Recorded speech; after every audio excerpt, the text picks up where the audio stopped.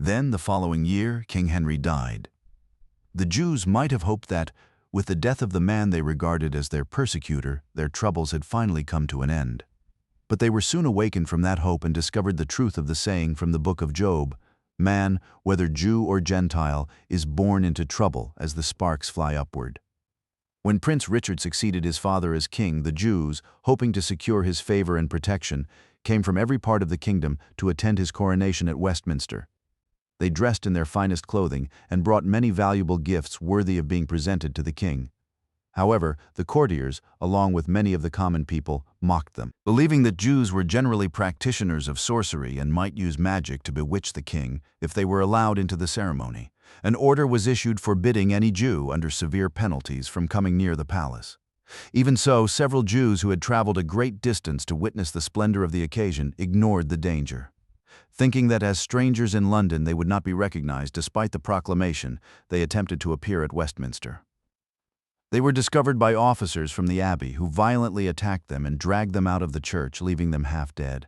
The rumor quickly spread throughout the city. Believing they would be doing the king a favor, the mob immediately broke into Jewish homes and murdered every Jew they could find. Their violence was not limited to attacking people. They also burned down their houses. Fortunate were those Jews who found a true friend willing to shelter them. Every kind of cruelty was committed against them.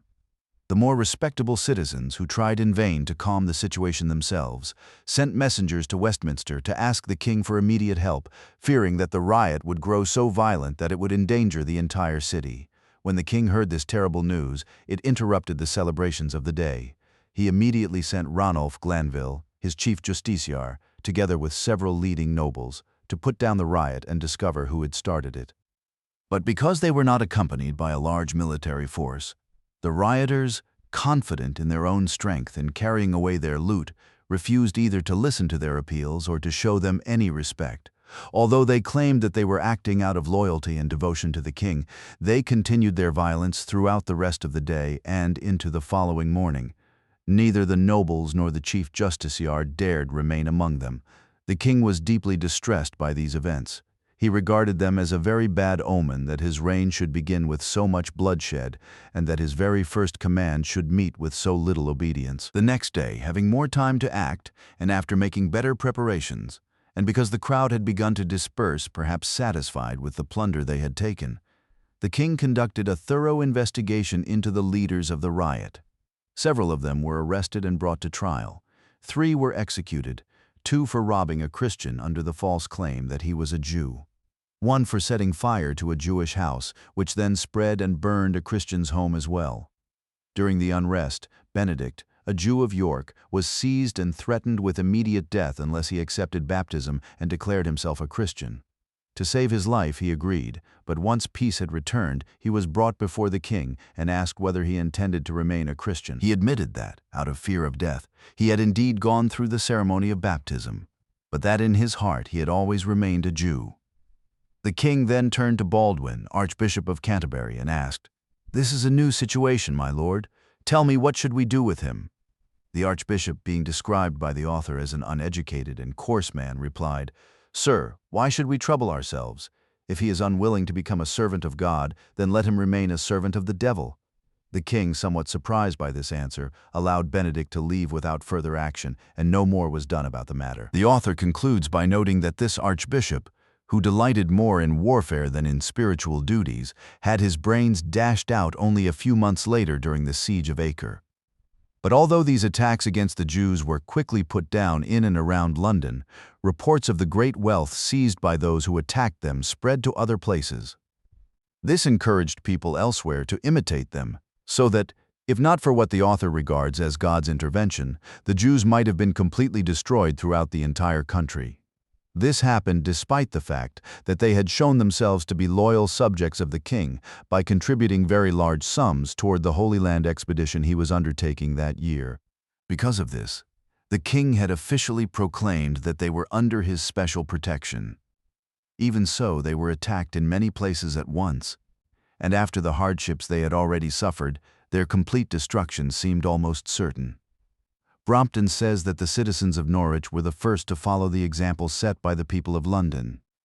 They were then imitated by the inhabitants of Stamford and St. Edmundsbury, The massacre at Stamford began on March 7th, less than 6 months after the similar tragedy in London. It appears that the immediate cause was a public fair being held there at the time. The fair attracted large crowds from many places, including groups of wandering religious pilgrims who were preparing to accompany the king to the Holy Land. These zealous men believed it was wrong that the enemies of Christ should live in wealth, while those whom they considered Christ's friends were forced to deprive their wives and children of life's necessities in order to pay the expenses of the journey. That they persuaded themselves that God would be greatly honored if they first cut the Jews' throats and then seized their money. People are often quick to believe whatever serves their own interests, so they attacked with great determination and force. Finding very little resistance from an oppressed and demoralized people, they quickly made themselves masters of both the Jews and all their possessions. The Jews themselves were treated with every kind of brutality. A few of them were fortunate enough to find refuge in the castle. But everyone else, after being stripped of their wealth, the source of all their suffering, was mercilessly murdered.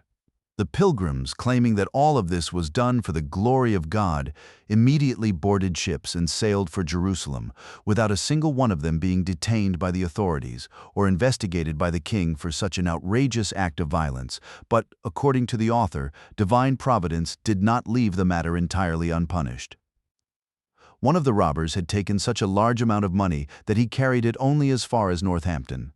There, after wasting much of it on extravagant living, he discovered that he still possessed a considerable fortune. His host, who apparently had even fewer scruples than he did, murdered him during the night and threw his body onto a dung heap where it lay unnoticed for several days. Eventually, the people of the town learned that the murdered man had been one of those who had taken the cross for the crusade. They therefore attended his funeral in large numbers and, believing him to be a martyr, paid him. The bishop of the diocese, however, happened to be a prudent man. He declared that the murdered man had been a criminal rather than a martyr and forbade people from honoring him in that way. Lincoln was the next place seized by this same spirit of violence, but there the Jews had already been warned. They withdrew as quickly as possible into the king's castle, and because the governor cooperated with them, most escaped with very little harm. Our historians also mention several other places where similar disturbances continued. They all agree that the principal instigators were the soldiers and pilgrims preparing to leave for the Holy War. In those ignorant times, they regarded such actions as a form of service to God for even the most immoral deeds. But since Christians today have a better understanding of Christianity, and therefore can take no satisfaction in hearing of such acts of cruelty, I will mention only one more account of this kind from an impartial author who, as far as I know, has not previously been quoted on these events. It is Walter Hemingford, writing about what happened in April of that same year at York. He notes that Benedict the Jew, the man who had been forced to receive baptism during the London massacre, and who later escaped from the king's presence, as I mentioned earlier, died there the following day from the wounds he had received. But Josias, who was his friend and had left York with him, was fortunate enough, if it can be called good fortune, to return there safely, where, giving an account of what had happened in London, instead of stirring pity and compassion among his listeners, he inflamed many of them to follow the same example. They therefore set fire to several parts of the city so that the citizens, occupied with putting out the flames, would be unable to interfere. They then attacked the house of the previously mentioned Benedict, where his wife, children, other relatives, and most of his property were located. Because the house was large and strongly built, they had chosen it as a place of refuge. But the mob quickly forced its way inside. After murdering everyone they found there, they burned the entire house to the ground. This brutal act alarmed the rest of the Jews who lived in different parts of the city. Josias, a wealthy man among them, led most of them to seek refuge in the king's castle. They appealed to the governor, who agreed to shelter both them and their possessions. No sooner had he done so than the rioters, unable to reach the Jews inside the castle, turned their vengeance upon the house of Josias, just as they had previously done to Benedict's. They seized those unfortunate Jews who had failed to reach the castle in time, and together with their companions, killed them all without distinction of age or sex, except for those who immediately submitted and accepted baptism. How powerful is the fear of death! It is said that several of them did indeed agree to be baptized. As the violence of the mob began to subside somewhat, the Jews inside the castle started to believe the danger had passed and that peace would soon return. But while they remained secure inside the fortress, expecting only confirmation of what they hoped was true, the governor happened one day to leave the castle. At that point, one of the Jews' enemies, pretending to be their friend, suggested that the governor had gone to negotiate a settlement with the rioters. He claimed the governor intended to surrender the Jews to them on the condition that he received the largest share of the plunder. This story completely destroyed any hope the Jews had of receiving help. They became convinced that the governor was about to betray them, so when he returned, they refused to let him back into the castle. By chance, the sheriff of the county was in the city at that time on the king's business and had a considerable number of soldiers with him. The governor complained to the sheriff that the Jews had betrayed him by refusing him entry. The leaders of the mob joined in the complaint. They argued that allowing the Jews to continue occupying the king's castle was an insult to the king's authority, adding various other accusations designed to stir up the sheriff against them. The sheriff therefore immediately ordered an attack on the castle to retake it. This was exactly what the rioters wanted. Protected by the sheriff's authority, they joined the soldiers and launched a fierce assault. But before they had done much damage, the sheriff realized that their true intention was only to gain control of the Jews. He regretted the order he had given and publicly revoked it, but unfortunately, it was too late. The mob had become too enraged to be restrained by words. Every appeal was ignored. They continued the attack from every side and even threatened the more respectable citizens who had tried to help the Jews, causing those supporters to withdraw. The rioters also sought the support of the city clergy and found them quite willing to encourage the attack. In particular, a certain canon regular of the Premonstratensian order was especially zealous. He would often stand before the attackers wearing his clerical robes and loudly cry, "Destroy the enemies of Christ! Destroy the enemies of Christ!" This did much to inflame the crowd. As the siege continued for several days, believing that he was serving the cause of God and religion, it is said that every morning before going out to help attack the castle walls, he would first receive the consecrated communion. But one day, while eagerly taking part in the assault and venturing too close to a well-defended section of the walls, he was crushed to death by a large stone thrown down from the battlements. Even the death of such an important leader did not discourage the attackers. They continued the siege with determination, while the Jews, believing they could not hold out much longer, gathered together in council to decide what they should do if they were driven to the last extremity. When they had gathered together, their senior rabbi, who was a foreigner and had been brought there to teach them the law because of his great learning and experience, stood up and said, "Men of Israel, the God of our fathers, whom no one can question, commands us at this time to die for his law. Look, death is already before our eyes. There is nothing left for us to consider except how to face it in the most honorable and noble way. If we fall into the hands of our enemies, and I don't think there's any chance of escaping them, our deaths will not only be cruel but disgraceful. They won't simply kill us, they will torture us and mock us. Therefore I advise that we willingly surrender our lives to our Creator, who now calls us to Him, rather than wait to be executed by others." This course of action is both reasonable and lawful. We also have the example of many of our ancestors, who often acted the same way in similar situations. After saying this, the old man sat down and wept. The assembly was divided. Some believed he had spoken wisely, while others thought what he said was too harsh. The rabbi stood up a second time and replied, "Since I see, brothers, that not everyone agrees with my advice, let those who do not approve of it go their own way." They left, but the majority remained firmly with him. As soon as they realized they were alone, despair continued to grow. They first burned everything they owned that could be destroyed by fire. Whatever could not be burned, they buried in the ground so it would not fall into the hands of their enemies. Then they set fire to several parts of the castle. Immediately afterward, every man took a sharp knife. First, each man cut the throats of his wife and children. Then he killed himself. The only people left alive were the chief counselor and the previously mentioned Josephus. Determined that nothing should prevent their plan from being carried out, they instructed the rabbi, out of respect for Josephus, who was a man of great importance, to kill Josephus first and then take his own life. To make this terrible tragedy even more horrifying, it all took place during the night. So when the besieging army returned the next morning, they found the castle engulfed in flames. Only a few miserable survivors remained on the battlements.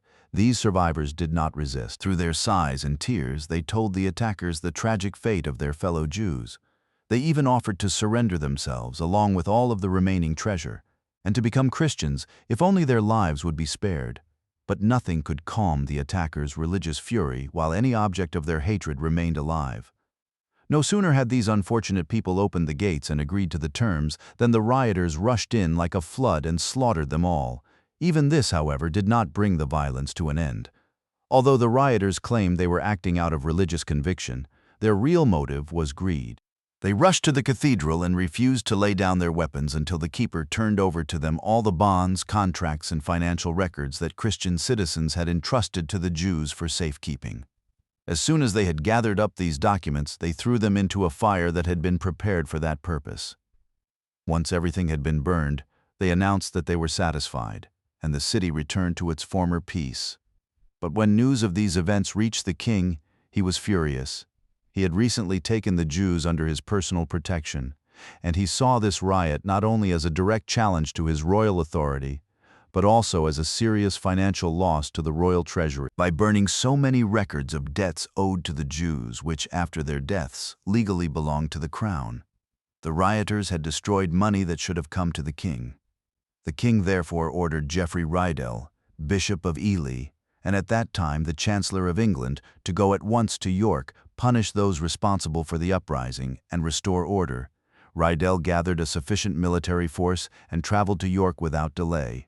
After learning that the sheriff and the governor of the castle had allowed everything to happen under their authority, regardless of whatever excuses they might offer, he removed both men from office. He also required the leading citizens of York to post substantial financial guarantees to ensure they would appear before the king's courts to answer for their conduct.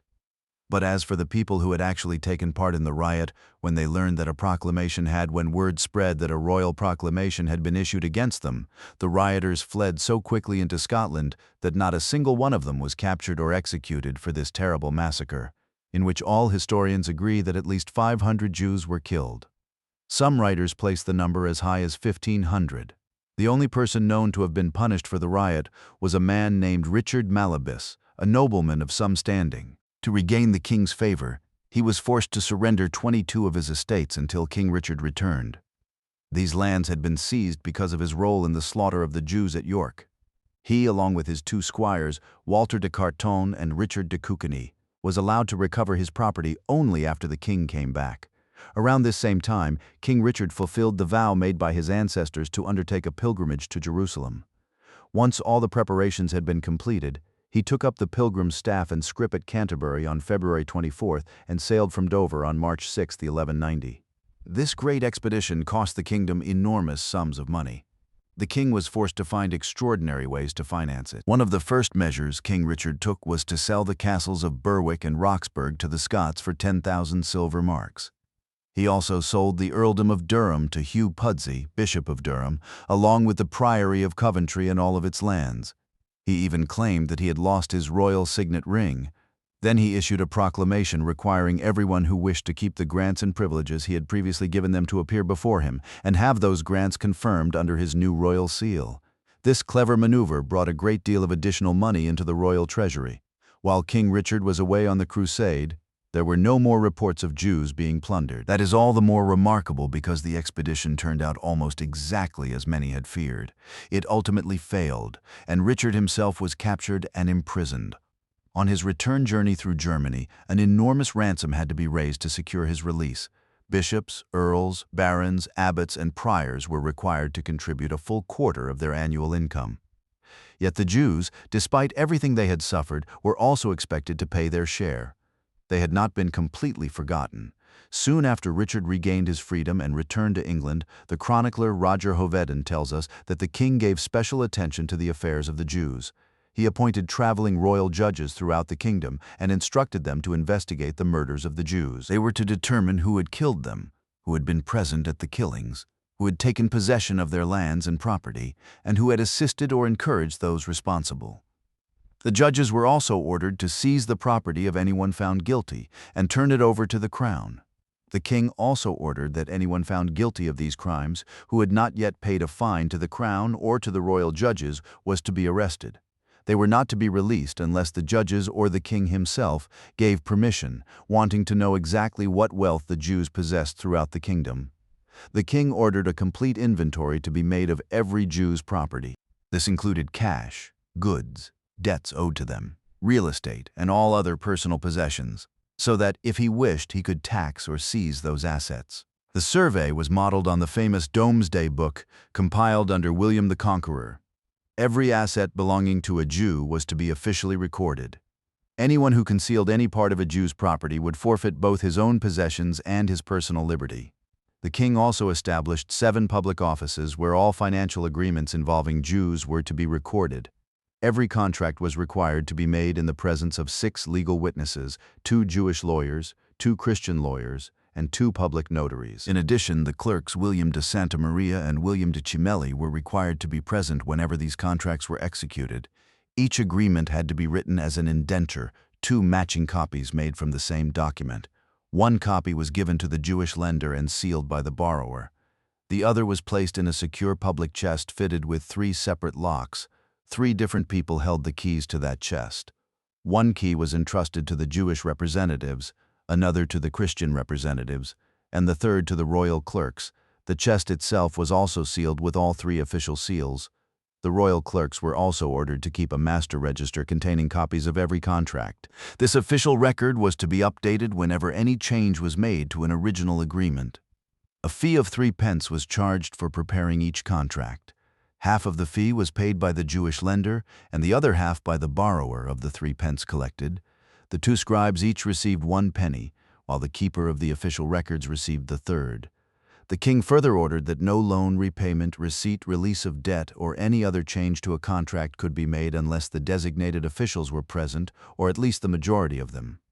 The 2 Jewish officials were each to receive a copy of the master register, and the 2 Christian officials were to receive another copy. Every Jew was required to swear an oath upon the sacred scrolls of the law that he would honestly and faithfully register all of his property, both real and personal, exactly as the king had ordered. He was also required to report any Jew whom he knew had concealed assets, forged documents, altered contracts, or tampered with financial records. It is also worth noting that neither the historians nor the official records mention the appointment of officers, specifically called justices of the Jews, during this period. Later in English history, such officials were responsible for overseeing Jewish financial matters at the royal treasury. Even so, it is clear that officers serving essentially the same function already existed during the reign of King Richard. These officials are mentioned here for the first time in this history. Because of that, it seems appropriate to pause and give a general explanation of their duties before continuing with the narrative. After this, I will simply refer to the records concerning them as they appear during the reigns of later kings. Their primary responsibility was overseeing contracts made by Jews. The regulations already described established a formal system for recording and supervising these agreements. Before moving on, it will be helpful to explain how these contracts were prepared, along with the laws and regulations that governed them under Richard and the kings who followed him. Since those regulations themselves provide a clear picture of how the system worked, I will mention only enough additional details to make the subject easier to understand. Jewish contracts of every kind, when they were put into writing, were generally known by the same names used for other legal documents. Most were simply called charters or chirographs. Occasionally, they were also called stars or stara, a term derived from the Hebrew word shetar, meaning a written contract or covenant. These documents were sometimes written in Hebrew, sometimes in Latin, and sometimes in French. To illustrate what one of these contracts looked like, I will borrow an example from the scholar Selden. He provides both the original document and a translation, and I will present it here along with explanatory notes. Release of all claims. I, whose name appears below, freely and completely acknowledge that I have released and forever discharged Sir Adam of Stratton, his heirs, and anyone acting on his behalf from every claim, debt, lawsuit, or demand that I now have or may ever have against him. This release also applies to the lordship of Stanmore in Middlesex, including all of the lands, meadows, pastures, ponds, and every other property that Sir Adam previously acquired from Sir Stephen of Chenduit. Neither I nor my heirs, nor anyone acting on our behalf, will ever bring any claim against Sir Adam, his heirs, or anyone representing him concerning that estate or any part of it. This includes any debt that Sir Stephen owed to me, or to any other Jew from the beginning of the world up to the present day. If I, or any Jew acting on my behalf, should ever attempt to bring such a claim, or begin legal proceedings against Sir Adam, his heirs, or anyone acting for them, then I and my heirs will be responsible for defending him. We will protect him from any loss and fully indemnify him against every lawsuit concerning the lordship of Stanmore and all of its lands because of any debt that Sir Stephen of Chenduit may have owed to me, or to any other Jew, from the beginning of the world until this day. I have signed this document, Chaim, son of Nicol, in the original document, which is preserved in the Office of the Receipt of the Exchequer. The contents are summarized as follows. A Jewish deed of release executed by Chaim, son of the Master of London, in favor of Sir Adam of Stratton, releasing the manor of Stanmore from all debts owed by Sir Stephen of Chenduit. The Jew and his heirs are forever barred from bringing any claim against Sir Adam or his heirs concerning the said lands on account of those debts. Chaim is simply another spelling of the name Chaim. The Hebrew letter Chet produced many different spellings of the same name.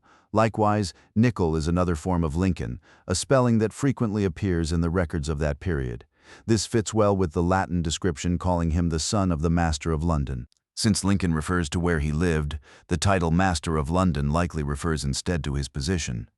I believe this indicates that he was an eminent rabbi who held a distinguished place among the synagogues of London and was well known to Christians as the Rabbi of London. It may even have been the famous Rabbi Abraham ibn Ezra, who lived in London until near the end of the period in which the Jews lived in England. Around the middle of the reign of King Edward I, the famous Rabbi Moses of London wrote his Nizahan, Book of Victory, also known as his Epistle concerning the Sabbath. At that time there were in London many distinguished Jewish families, men renowned for both their wisdom and their wealth, as Rabbi Solomon ben Isaac of Wurga also records. The word Sir, written without its final letter, was so commonly understood that no one could mistake its meaning. Every reader would naturally supply the missing letter, making it Sir, just as the Hebrew abbreviation signifies the said. The same shortened form appears in the signature at the end of the release, meaning, "And I have signed this." Likewise, the Hebrew word for appurtenances appears in abbreviated form in Hebrew characters. The remaining words are simply the titles and standard terminology used by Jewish legal scribes, following the customary spelling of their time.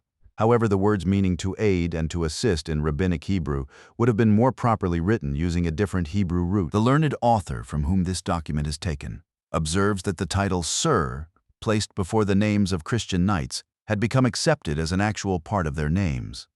English Jews even retained it in their Hebrew legal documents, writing it exactly as it was pronounced rather than translating it into an equivalent Hebrew title such as Adon, Lord, or Baal, Master.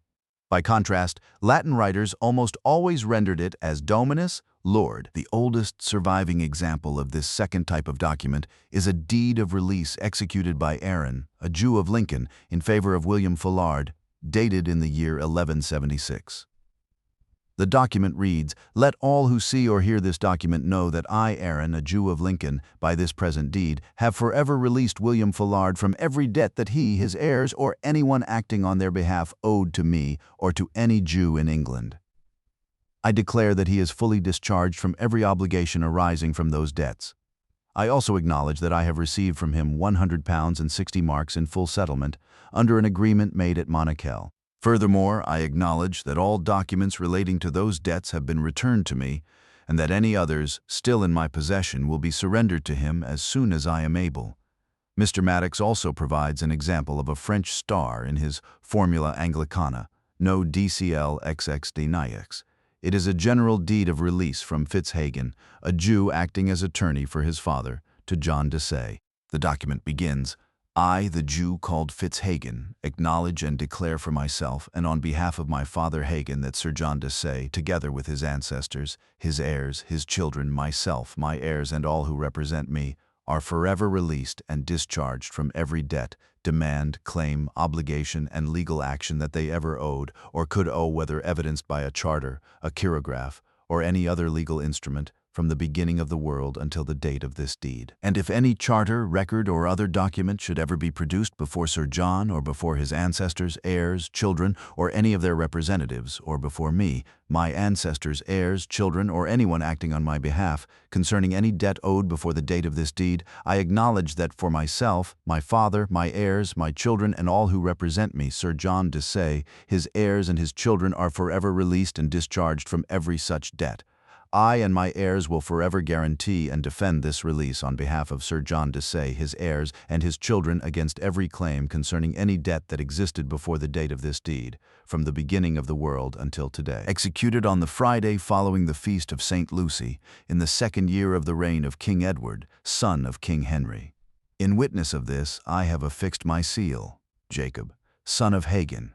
The fact that the Jews possessed seals of their own during this period is clearly shown by the regulations already discussed. Those regulations required that the chest in which Jewish charters were kept be secured with 3 separate seals, one of which was the seal of the Jewish lender.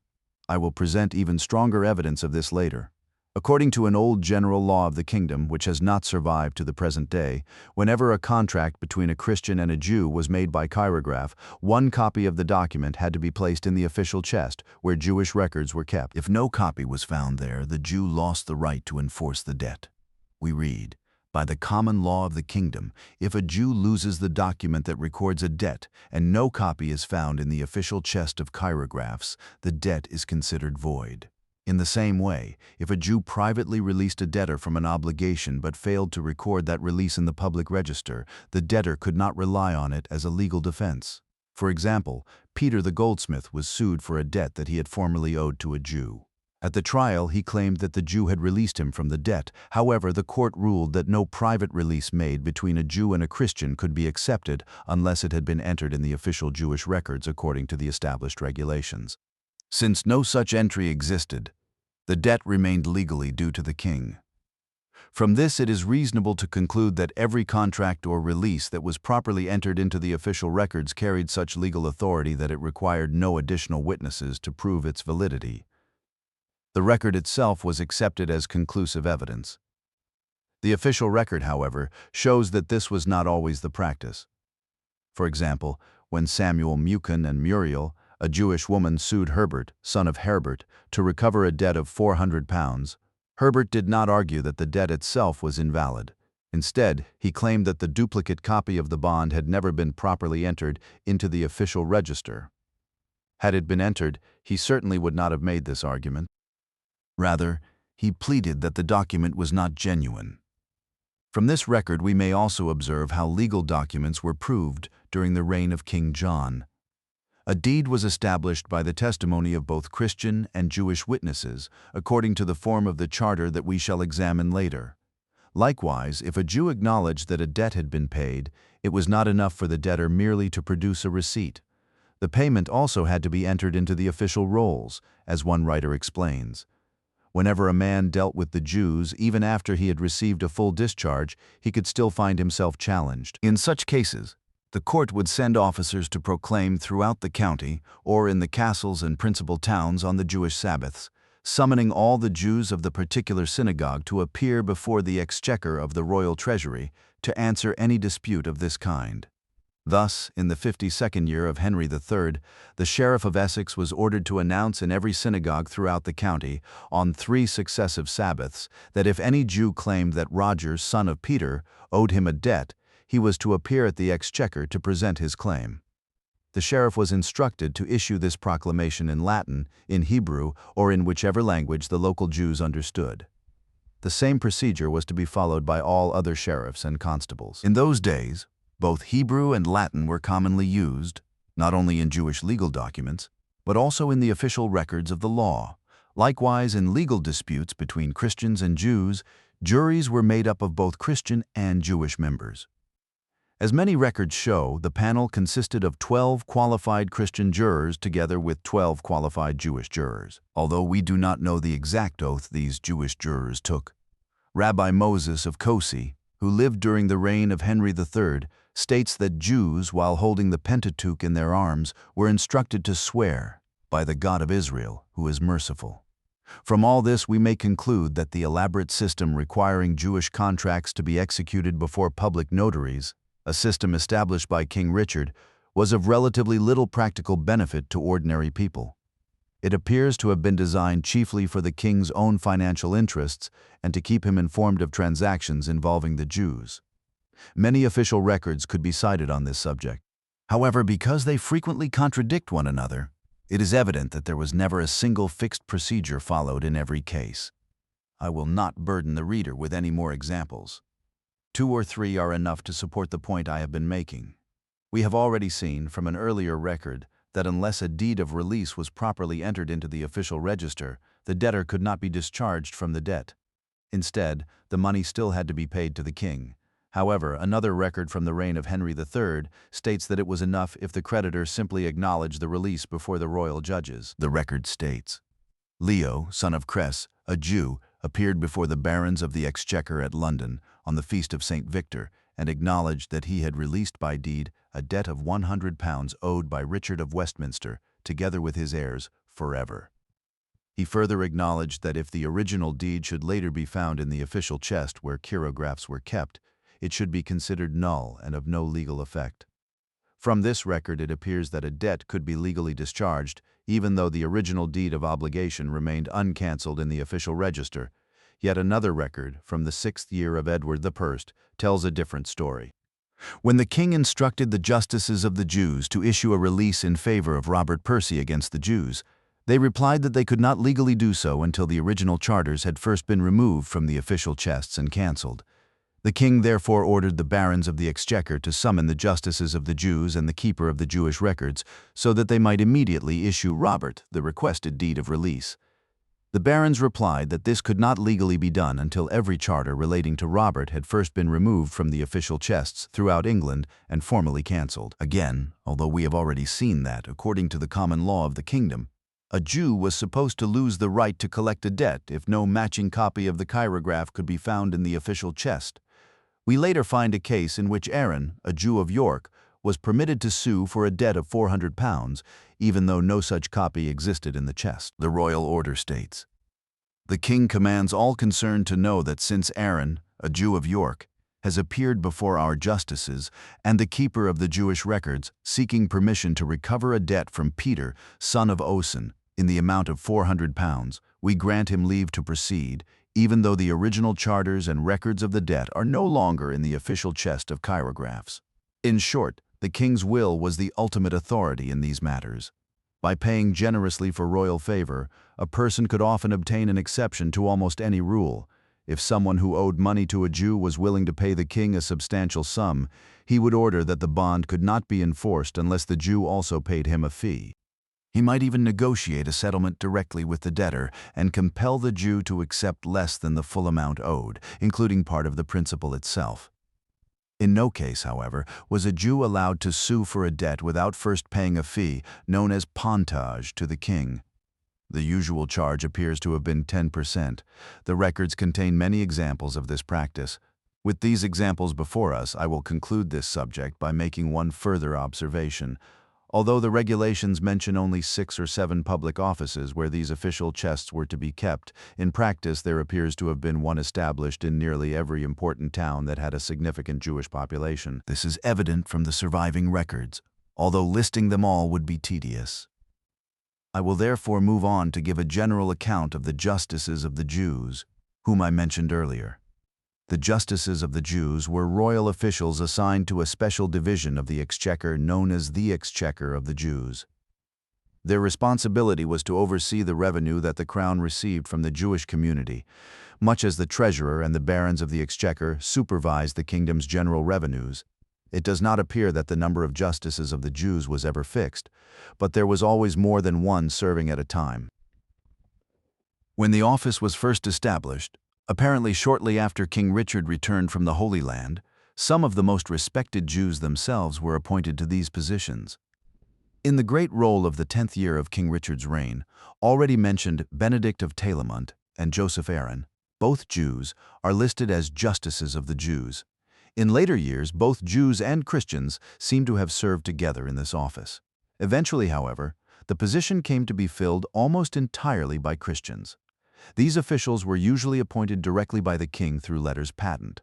Earlier appointments, however, were made by the treasurer and the barons of the exchequer under the king's authority. The earliest record I have found of a royal appointment to this office dates from the 2nd year of the reign of Henry III. The royal order reads, "The king greets all his bailiffs and faithful subjects. Be it known that, with the advice of our council, we have appointed our faithful servants Richard de Rivel, Master Alexander of Dorset, and Elias of Subani as keepers of the Jewish exchequer, to oversee throughout England all matters relating to that office. We therefore command you to recognize and assist them in everything concerning their duties, just as was done in the time of William de Wotan, Thomas de Neville, and Gaffred. There are many records of this kind, but one example from each king's reign will be enough. I will therefore give only the following example from the reign of Edward the First. The Prist, the Prist, the Thirth, the Prist, the Prist, the Prist, the Crest. Ah!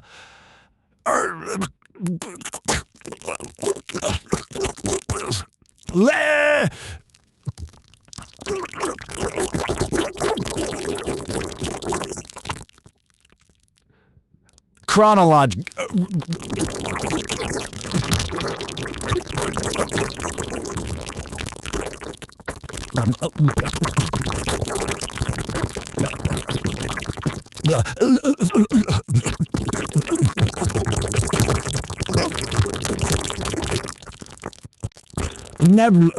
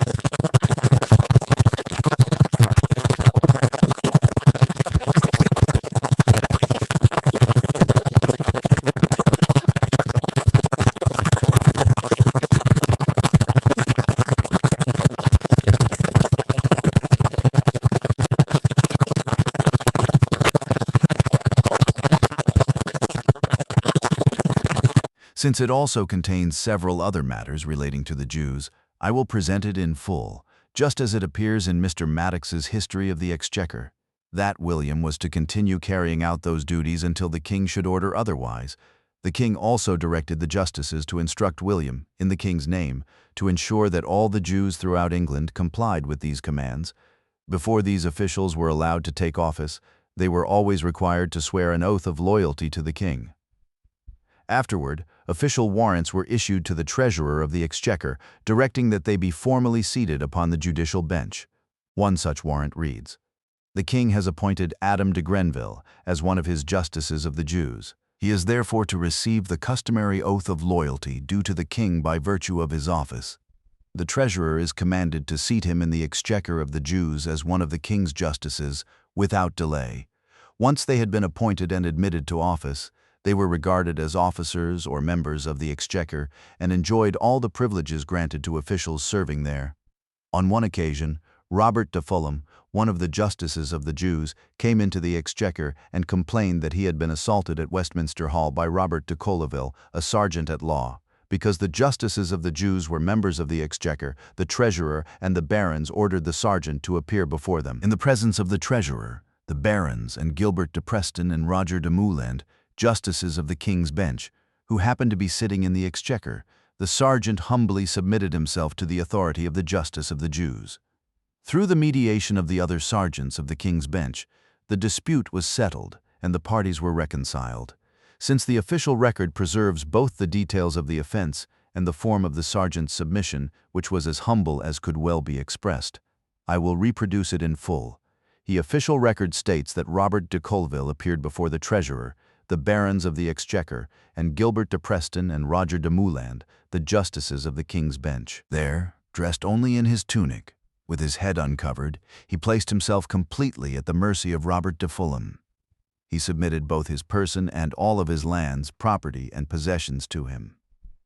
Robert de Fulham then forgave him for the offense, accepted his submission in that form, and the two men were reconciled. As we have already seen, the principal responsibility of the justices of the Jews was to oversee the king's revenue derived from the Jews. This included taxes imposed upon them at the king's pleasure, payments for licenses, and many other sources of income. But in addition to supervising this revenue, the justices of the Jews also served in general as judges in all civil cases in which a Jew was one of the parties. Accordingly, if any other judge attempted to hear such a case, the justices of the Jews had the authority to stop the proceedings by issuing a writ of supersedes or prohibition.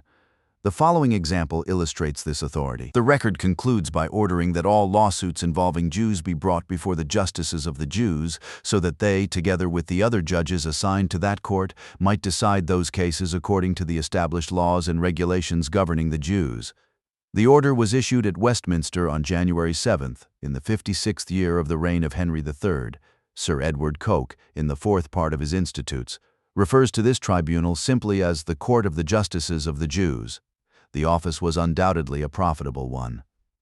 From the official liberate rolls, however, it appears that the annual salary of the justices of the Jews was 40 marks, the same salary paid to the barons of the Exchequer. Unlike the ordinary royal judges, who were usually entitled to receive robes as part of their office, I have found no evidence that the justices of the Jews ever received such an allowance.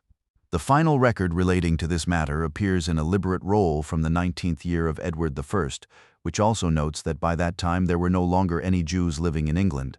Although the justices of the Jews had the authority to issue writs prohibiting other courts, even the traveling royal judges, from hearing cases involving Jews, they themselves remained subject to the authority of the treasurer and the barons of the Exchequer. Mr. Maddox cites numerous examples of this. In cities and major towns where there was a fortress or castle, the constable of the castle appears to have exercised exclusive jurisdiction over certain matters involving the Jews. For example, in the 45th year of Henry III, the warden and constables of the Tower of London claimed, by long-established custom, the right to hear all cases involving debts owed to Jews that were valued at less than 40 shillings. The king recognized this privilege and ordered that they should continue to enjoy it without interference. The royal writ states, the king greets his justices and keepers of the Jews. Since the wardens and constables of our Tower of London have shown that they have long exercised jurisdiction over lawsuits between Christians and Jews involving debts under 40 shillings, we order that they shall continue to enjoy that privilege. No one is to interfere with the jurisdiction of the constables of our Tower in such cases. See that this order is faithfully observed. The order was issued at St. Paul's on May 26, in the 45th year of Henry III.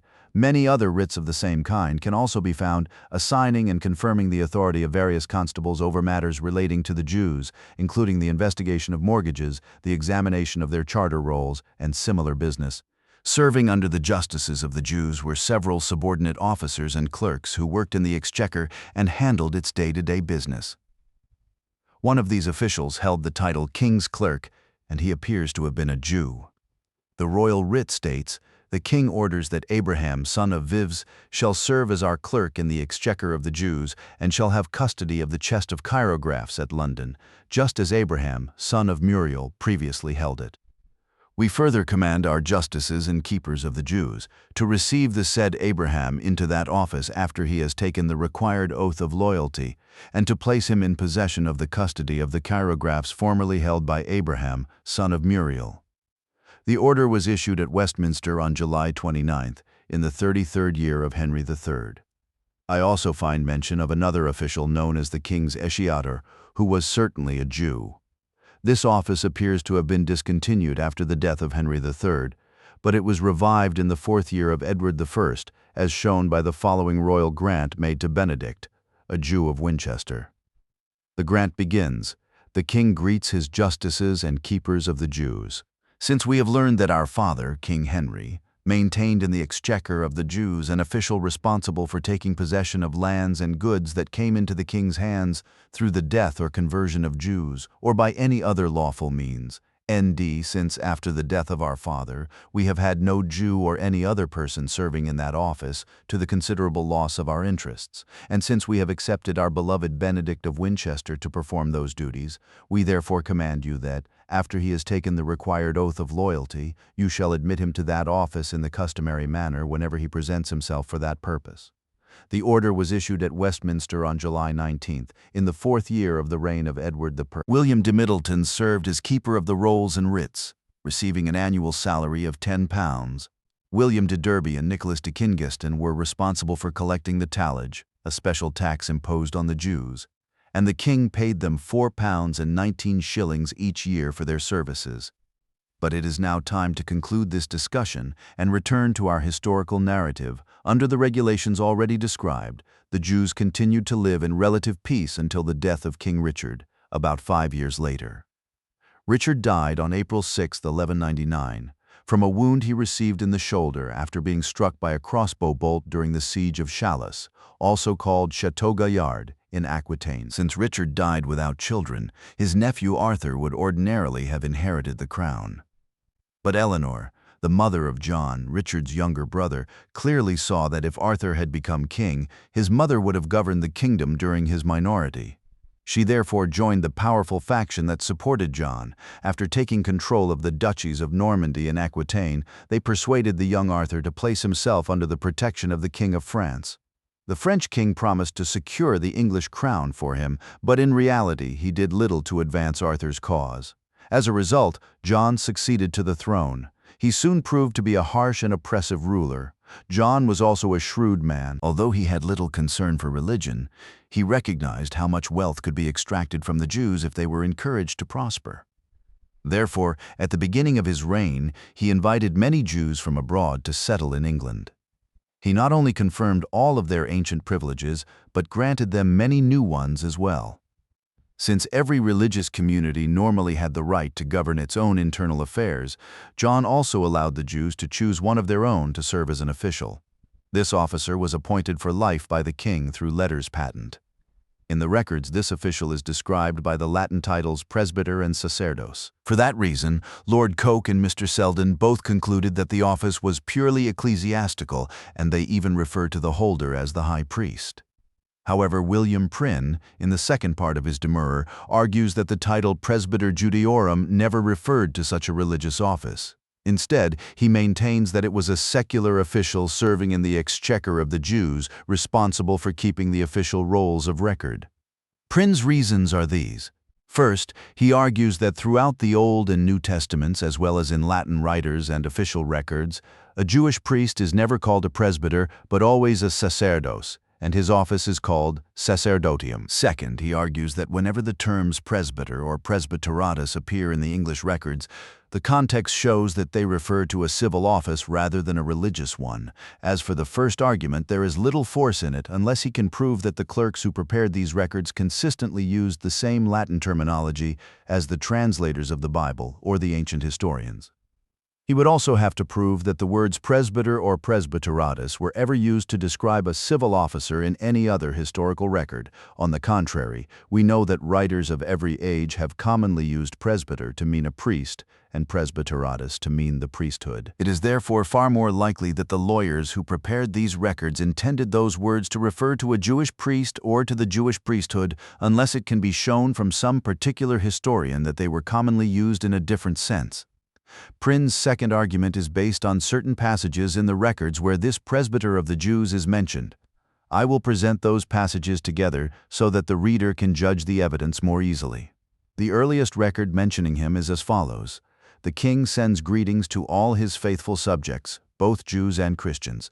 Know that we have accepted Jacob, a Jew of London, as presbyter of the Jews, confirming to him and his successors the office of presbyter of all the Jews in England. He is to hold and enjoy this office for the whole of his life, with all the liberties, privileges, honors, and rights that belong to it, so that no one shall presume to trouble him or impose any burden upon him. We therefore strictly command that Jacob, for as long as he lives, shall peacefully hold the office of presbyter of the Jews throughout England, together with all its rights and privileges. If anyone should presume to interfere with or violate these rights, that person must make full satisfaction to us for the offense, just as if he had committed an offense against one of our own royal servants. Furthermore, no lawsuit involving him shall be brought before any court except our own, or before our chief justiciar, unless it is done by our special command. This charter was witnessed by Hubert, Archbishop of Canterbury and our Chancellor, at Rouen on July 12th, in the first year of our reign. The next record is as follows. The king commands his justices and keepers of the Jews that Aaron, a Jew of York, who has been appointed presbyter of the Jews of England, shall enjoy that office, together with all its rights and privileges for the whole of his life. Whenever Aaron is unable to appear personally before the exchequer to carry out the duties of his office, he may appoint Jocius, son of Copan, to act in his place and perform whatever business belongs to that office in the king's exchequer. The official rolls that were formerly entrusted to Jocius's predecessor shall be delivered either to Aaron himself or to the deputy whom he appoints. This order was issued at Clarendon on September 29th in the 18th year of Henry III. The third record appoints Elias Levesque, a Jew of London, to the same office in place of Aaron. It likewise provides that whenever Elias is unable to attend personally, he may appoint a deputy to serve in the exchequer. It also directs the justices to deliver the official rolls to Elias in the same manner that they had previously been delivered to Aaron. Since Mr. Prin admits that this third record contains nothing more than these provisions, I will not reproduce it here. From these records, Prin argues that because the presbyter of the Jews attended the exchequer and had custody of the Jewish rolls, the office must have been a civil one, but this conclusion does not necessarily follow. At most, it proves only that whoever held the office of presbyter also received the responsibility of overseeing those records as an additional duty attached to the office. It would be unreasonable to conclude from that alone that the office itself was civil. For example, the Bishop of Salisbury is always the Chancellor of the Order of the Garter, yet no one argues from that fact that the Bishop of Salisbury is therefore a civil officer. We may also observe that the office of presbyter could not itself have been a civil office, because presbyter is not the title of any civil official. Indeed, we find that those who were appointed to the office of presbyter were always already serving as presbyters before receiving the king's official commission. Thus, in the first record, the king describes Jacob as Jacob, presbyter, not as someone whom he is making a presbyter. We should also notice that in these charters, the king does not grant a mere local priesthood, but the office of presbyter of all the Jews, a general and universal priesthood. This strongly suggests that the office carried some form of religious authority. But after arguing the opposite at such length, Prynne himself introduces another record in which the previously mentioned Elias is removed from his office. That record expressly refers to the office as sacerdotium, priesthood, and Elias himself is called sacerdos, priest. It is difficult to imagine that the office of sacerdotium could have been something entirely different from the presbyteratus, especially since there is no reason to suppose that the Jews maintained two separate offices, one called sacerdos and the other presbyter, when those two Latin words were commonly understood to mean the same thing. The record reads as follows: "The king greets all concerned. Since Elias, bishop or priest of our Jews in London, has committed acts of disloyalty against us, against our beloved brother, and against the people of Germany, we therefore remove him from the priesthood of the Jewish community of England. We command our faithful subjects Philip Bassett, Philip Lovell, Henry of Bath, Simon Pateshel, and the other justices and keepers of the Jews, our justices appointed for that purpose, have judged him unworthy to continue in that office, and they have removed him not only from the priesthood but also from every other office and position that he previously held under our authority. Therefore, with the advice of those same justices, and with the consent of the Jewish community of England acting through Cress and Hagenus, who represented them and paid us 3 marks of gold on behalf of the community, we grant that the said Elias shall never again hold the office of priest. Furthermore, no one shall hereafter become priest of that community except by the common election of the community itself. Whenever the community elects a priest, it shall have full freedom to choose whomever it wishes, and we will present the person so chosen to the office, provided he is suitable and worthy of our approval." This charter was issued at Woodstock on July 20th in the 4th year of Henry III. To settle this question beyond dispute, I believe this record proves that the offices of presbyter and sacerdos were in fact one and the same. This evidence either escaped Mr. Prynne's attention or, for some reason, he chose not to emphasize it. It should also be noted that, until this time, the presbyter had always been appointed directly by the king. Yet this record states that the sacerdos was to be elected by the Jewish community itself. If later records show that the presbyter was likewise elected by the Jews, there can be little doubt that this change was made in accordance with the authority granted by this charter. This grant was made under the authority of the earlier charter. Since it mentions only the sacerdos and no other officer, does it not follow that the sacerdos and the presbyter were in fact the same office? The record reads, "The king greets his justices, sheriffs, bailiffs, all his officers and faithful subjects, and the Jews of England. Be it known that at the request of our beloved Queen, Eleanor, Queen of England, and with the consent of the Jewish community, we have granted to Hagenus, son of D'Blossiers, a Jew of London, the office of presbyter of the Jews, to hold for the whole of his life. He shall possess and enjoy that office freely, peacefully, fully, and with all the liberties, privileges, and free customs belonging to it, just as Hagenus, son of Master Moses, formerly held it, and just as John, who held the office before him, possessed and exercised it. We therefore command that the said Hagenus, son of D'Blossiers, be maintained, protected, and defended in that office. If anyone should presume to interfere with or violate these rights, he shall answer to us for the offense, just as though he had wronged one of our own royal servants, whom we especially retain in our service. This charter was issued at Westminster on May 3, in the 9th year of Edward I. I admit that this record does not expressly state that the presbyter was elected by the Jews. Nevertheless, since the grant was made at the request of Queen Eleanor and with the consent of the Jewish community, I believe those words strongly imply that the community had chosen him before the king confirmed the appointment. Prynne is also mistaken in claiming that there was such an officer among the English Jews as a sacerdos in the sense of one who offered sacrifices. Everyone knows that the Jews had ceased offering sacrifices after the destruction of the temple in Jerusalem, nor do they do so today, except among the Samaritans. The title of priest did continue in use, but it signified little more, if anything, than the office and dignity of a chief rabbi.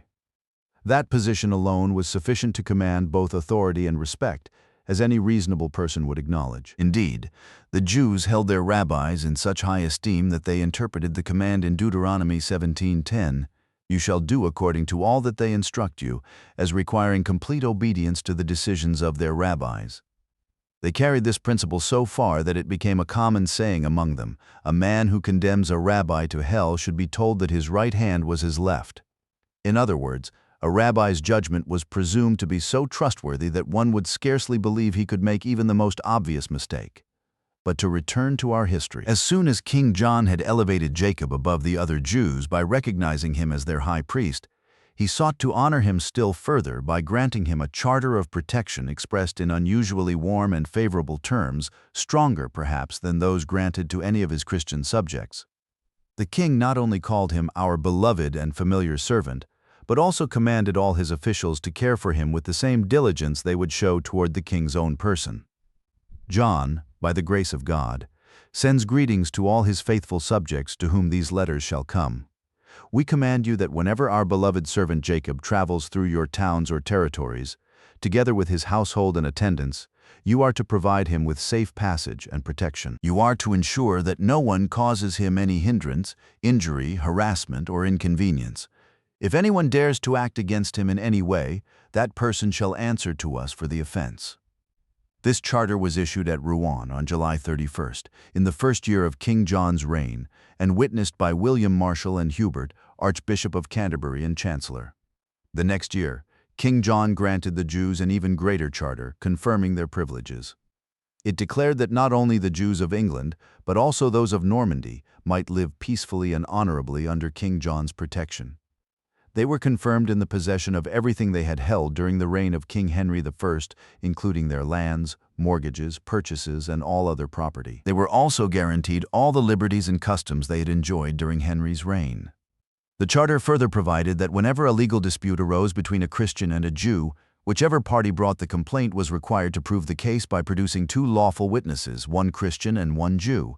If the Jew had a written royal writ concerning his claim, that writ itself could serve as his witness. If a Christian brought a lawsuit against a Jew, the case was to be tried in the presence of Jewish officials. When a Jew died, his body was not to remain unburied overnight. If he left heirs, they were to inherit his personal property and outstanding debts, provided they assumed responsibility for paying whatever debts and legal obligations he himself had owed. The Jews were also permitted to buy and receive for themselves any goods that were offered for sale, except property belonging to the church and cloth stained with blood.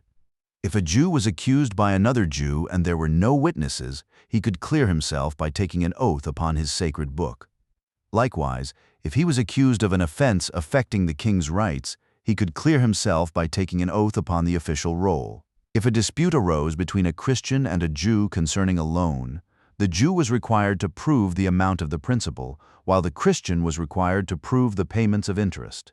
A Jew was also entitled to enter into possession of a mortgage that had been given to him once he had held it peacefully and lawfully for 1 year and 1 day. Finally, the Jews were forbidden to bring legal actions except before the king himself or before the officials appointed to keep the king's castles in those districts where Jews resided. The charter further declared that the Jews, wherever they might travel, were free to go wherever they wished with all of their property, just as securely as if that property belonged to the king himself. No one was permitted to seize or obstruct them. The king also ordered that throughout England and Normandy they should be exempt from all customs duties, tolls, and taxes on the sale of wine, just as the king's own property was exempt. Furthermore, all of the king's subjects were commanded to preserve, defend, and protect the Jews. No one was to bring legal action against them concerning any of the rights granted by this charter, under penalty of forfeiture, just as had been provided in the charter of King Henry II. The charter states, John, by the grace of God, grants to all the Jews of England and Normandy that they may live freely, honorably, and peacefully within our realm. They shall possess and enjoy everything that belonged to them in the time of King Henry our father, including all lands, estates, mortgages, pledges, and every other lawful possession. They shall enjoy all the liberties and customs that they possessed during the reign of our father, and they shall hold them even more securely and peacefully. Whenever a dispute arises between a Christian and a Jew, the party bringing the complaint must produce lawful witnesses, a Christian if the complaint is against a Jew, and a Jew if the complaint is against a Christian. If a Jew dies, his body shall not remain above ground overnight. His heirs shall inherit his property and be responsible for paying his debts, so that nothing owed shall remain unpaid. If a Jew dies, his heir shall answer for him and shall satisfy all of his debts and legal obligations. Jews may freely receive and purchase any goods offered for sale, except property belonging to the church, and cloth stained with blood. If one Jew accuses another, and there are no witnesses, the accused may clear himself by taking an oath upon his sacred book. If he is accused in a matter affecting the king's rights, he may likewise clear himself by taking an oath upon the official roll. If a Christian and a Jew dispute a loan of money, the Jew shall prove the amount of the principal, and the Christian shall prove the amount of the interest. A Jew may peacefully take possession of a pledged property after holding it for 1 year and 1 day. The Jews shall bring no lawsuit except before us, or before those appointed to keep our castles in the districts where Jews reside. Wherever Jews may be, they may travel freely with all of their property, just as if it were our own royal property. No one shall seize or detain either them or their possessions.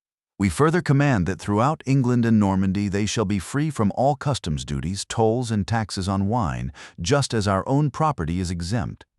We therefore strictly order all our officers to protect, defend, and preserve them. No one shall presume to bring suit against them contrary to the provisions of this charter, under penalty of forfeiture. This charter was witnessed by Humphrey, son of Peter, Earl of Essex, and others.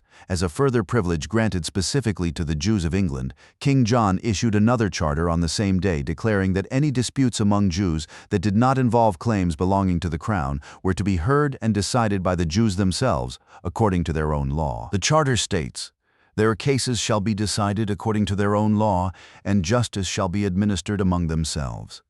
The price paid for these charters was 4,000 marks. The official record for that year contains the following entry: "The Jews of England have paid our Lord the King 4,000 marks for the confirmation of their charters. Of this amount, 1,000 marks have been guaranteed by Cress, son of Peter, and Stephen of Perdico, who have promised payment before us and before the bishops of London and Norwich. Upon receiving security for the remaining 4,000 marks, the charters were delivered to them." Up to this point, everything had gone well for the Jews. Large numbers of Jews continued to immigrate to England, and the community prospered greatly. But extraordinary signs of royal favor seldom fail to arouse jealousy and resentment. Before long, their enemies once again began accusing them of the same old crimes: murdering Christian children, clipping coins, and practicing usury. So great was the hostility that in the 4th year of King John's reign, Bonefand, a Jew of Bedford, was indicted not for circumcision, but for allegedly cutting off the private parts of Richard, the nephew of Robert de Sutton. Bonefand pleaded not guilty and was honorably acquitted. Since this is the earliest criminal indictment of a Jew that appears in the surviving records, the reader may wish to see the original case. The record concerns the following incident. Robert de Sutton accused Bonefand, a Jew of Bedford, of violating the king's peace by unlawfully assaulting Richard, Robert's nephew, and cutting off his private parts. Bonefand denied the accusation. He offered to prove his innocence, and he paid the king 1 mark for permission to have the case formally investigated. A jury was empaneled to determine whether he was guilty or not. After hearing the evidence, the jurors found that Bonefand was not guilty. He was therefore acquitted, and Robert de Sutton was fined for bringing a false accusation. But the citizens of London continued to insult and mistreat the Jews in so many ways that the king was forced to intervene publicly.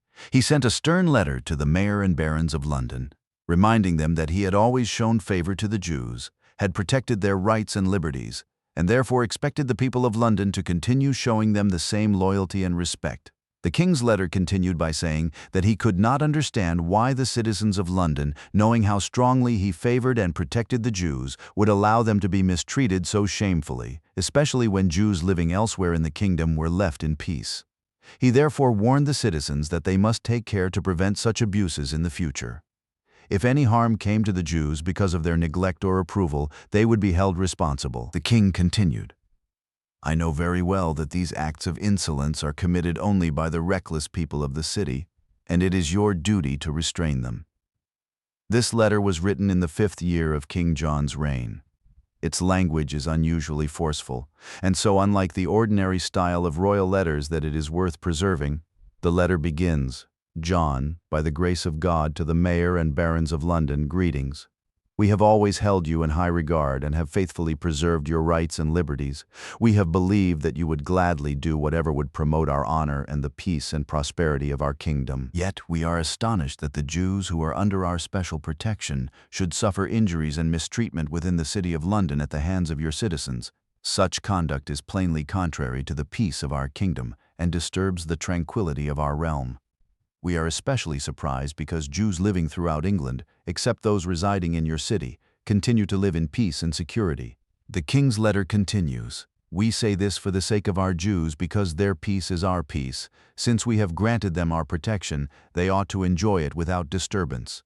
Therefore, we place the Jews living in the city of London under your special care. If anyone attempts to harm them, you are to defend them. We will hold you accountable for their blood if, through your neglect, any harm should come to them. We know very well that these offenses are committed by only a few reckless people, and it is your duty to restrain and punish them."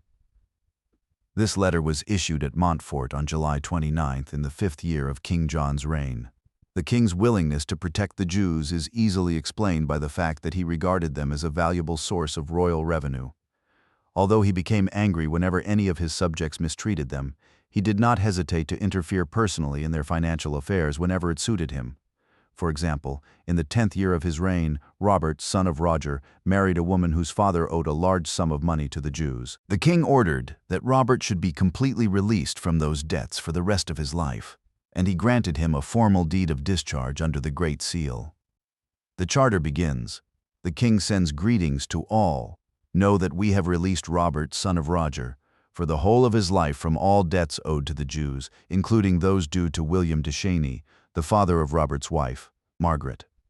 We therefore command that Robert shall remain forever discharged from those debts, and that this grant shall be carried out according to these our letters patent." This charter was issued on August 19th in the 10th year of King John's reign. There are so many examples of the king exercising absolute control over Jewish property, and so many instances of his arbitrary use of that authority, that I will mention only one more.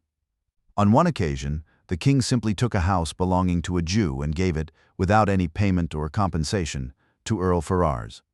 The royal order reads, "The king greets the mayor and sheriffs of London. Know that we have granted to our beloved and faithful William, Earl Ferrars, the house of Isaac, the Jew of Norwich, located in the parish of St. Margaret in London, together with everything belonging to it, just as Isaac formerly held it. We therefore command you to place the Earl in full possession of the house, according to the terms of our charter, without delay." This order was issued at Craven on July 8th, in the 15th year of King John's reign. Up to this point, however, there is no evidence that the crown had begun any general campaign of confiscation against the Jews. But in the following year, 2010, the 11th year of King John's reign, the king decided to cast aside all restraint. Finding that no new sources of revenue remained to exploit, he turned at once upon the entire Jewish community, which he had already drawn into his net. King John ordered that all the Jews throughout England be imprisoned until they revealed the full extent of their wealth. He appointed officials in every county to collect this information and report it to the exchequer. Many of the Jews claimed to be poor or insisted that they had already surrendered everything they owned. But the king was determined to extract every last penny from them, using the cruelest forms of torture. According to Matthew Paris, one Jew at Bristol was ordered to pay 10,000 marks of silver, an enormous sum for that time. When he refused, the king ordered that one of his teeth be pulled out each day until he agreed to pay. The unfortunate man endured the torture for 7 days. But at last, overcome by the agony, he surrendered and paid the demanded amount before all of his teeth had been removed. In all, the king extorted more than 66,000 marks of silver from the Jews during this campaign. Besides King John's natural greed and cruelty, his desperate need for money probably contributed to this act of barbarity. At the time, he was engaged in wars with France, Ireland, Wales, and many of his own barons. These disasters, which commonly befall a ruler who disregards the law, eventually turned his own subjects against him. They took up arms to defend themselves and appealed to Pope Innocent III for assistance and protection. While King John was seeking the Pope's help, he paid little attention to the Pope's efforts to mediate. Instead, he sent envoys to the King of Morocco, promising that if the king would help him subdue his rebellious subjects, he would not only renounce his obedience to the Pope, but would also drive Christianity out of his kingdom and convert to Islam himself. So seriously did John entertain this idea that, if he could once rid the land of the papacy and cast off its spiritual authority, he believed the change might be accomplished. The King of Morocco, however, wisely rejected the proposal with contempt, knowing that such an immoral ruler would only bring disgrace upon whatever religion he claimed to embrace. At about the same time, it seems that John even considered surrendering his crown to the Moroccan king, having learned enough about the English constitution to realize that his own people would no longer tolerate his rule. Having failed to secure foreign assistance, John was left to face his own subjects, and the unrest continued. Meanwhile, his constant need for money led him to demand even more from the Jews, scarcely 4 years after they had already been stripped of their wealth. Their repeated claims that they had nothing left to give were ignored. For example, when the Jews of Southampton fell behind in their payments, the sheriff was ordered to imprison them immediately in Bristol Castle and keep them there until every sum already owed, or that might later become due, had been collected from them. The king's order read, "The king to the sheriff of Southampton, we command you to arrest all the Jews within your jurisdiction who have not yet fully paid the tallage imposed upon them, and send them without delay to Bristol Castle, where they are to remain imprisoned until they have satisfied us in full. You shall instruct the constable of Bristol Castle to receive and keep them in custody. You are also to ensure that every sum of money received from them, or collected on their behalf, is accounted for to us at our exchequer at Westminster, at the Feast of the Assumption of the Blessed Virgin Mary, issued at Benenden on July 26, in the 15th year of King John's reign." William Prynne remarks that, no doubt the Jews were sent to Bristol to face another ordeal, like the infamous tooth-pulling torture that one of their number had suffered there a few years earlier. But after this second wave of persecution had passed, they enjoyed a brief period of peace. Soon afterward, however, the war between King John and his barons intensified.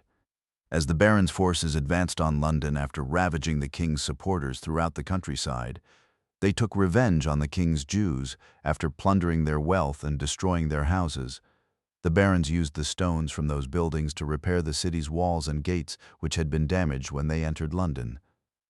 Because Ludgate had suffered the greatest damage, they rebuilt and strengthened it with some of the largest stones taken from the demolished Jewish houses. One of those stones was discovered about 150 years ago when Ludgate was taken down to be enlarged. One of those stones was discovered bearing a clearly legible Hebrew inscription.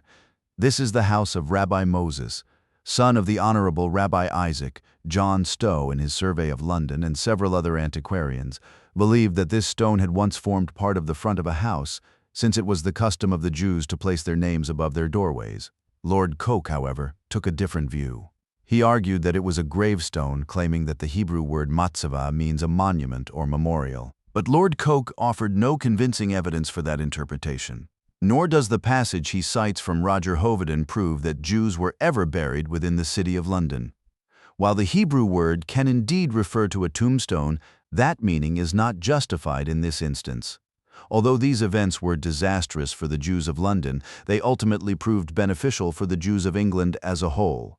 Within 2 months of this attack, the king formally recognized the Jews as a community important enough to deserve explicit protection in Magna Carta, an honor that was later omitted from the revised Great Charter issued by King Henry III. Among its provisions, the charter declared that if anyone had borrowed money from the Jews and died before repaying the debt, no interest was to accumulate while the heir was still a minor.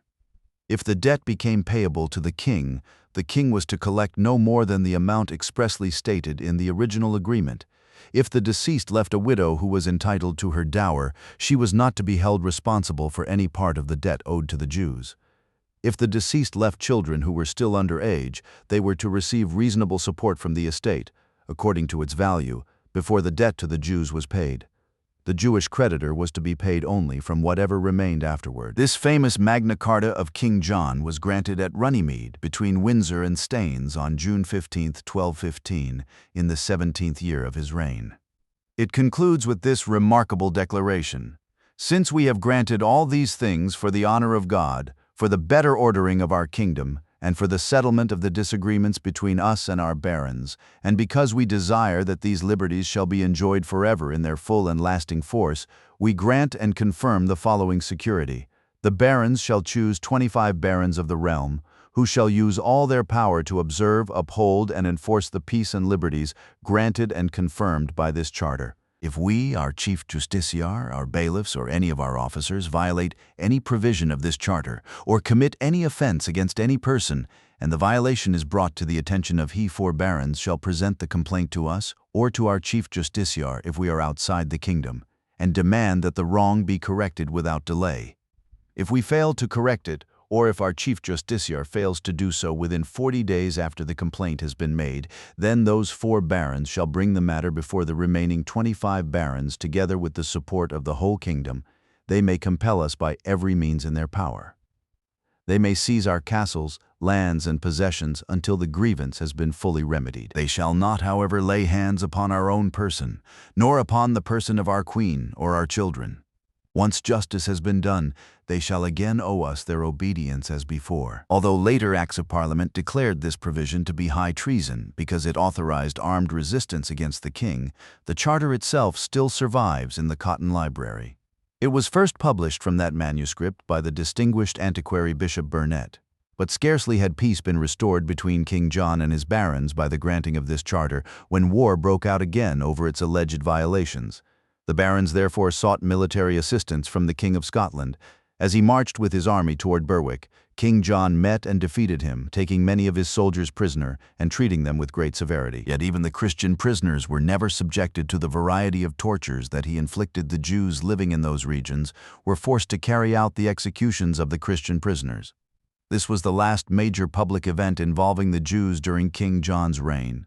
Shortly afterward, King John fell ill with a severe fever, reportedly brought on by an attack of ague and worsened by his excessive eating of peaches and drinking of new cider.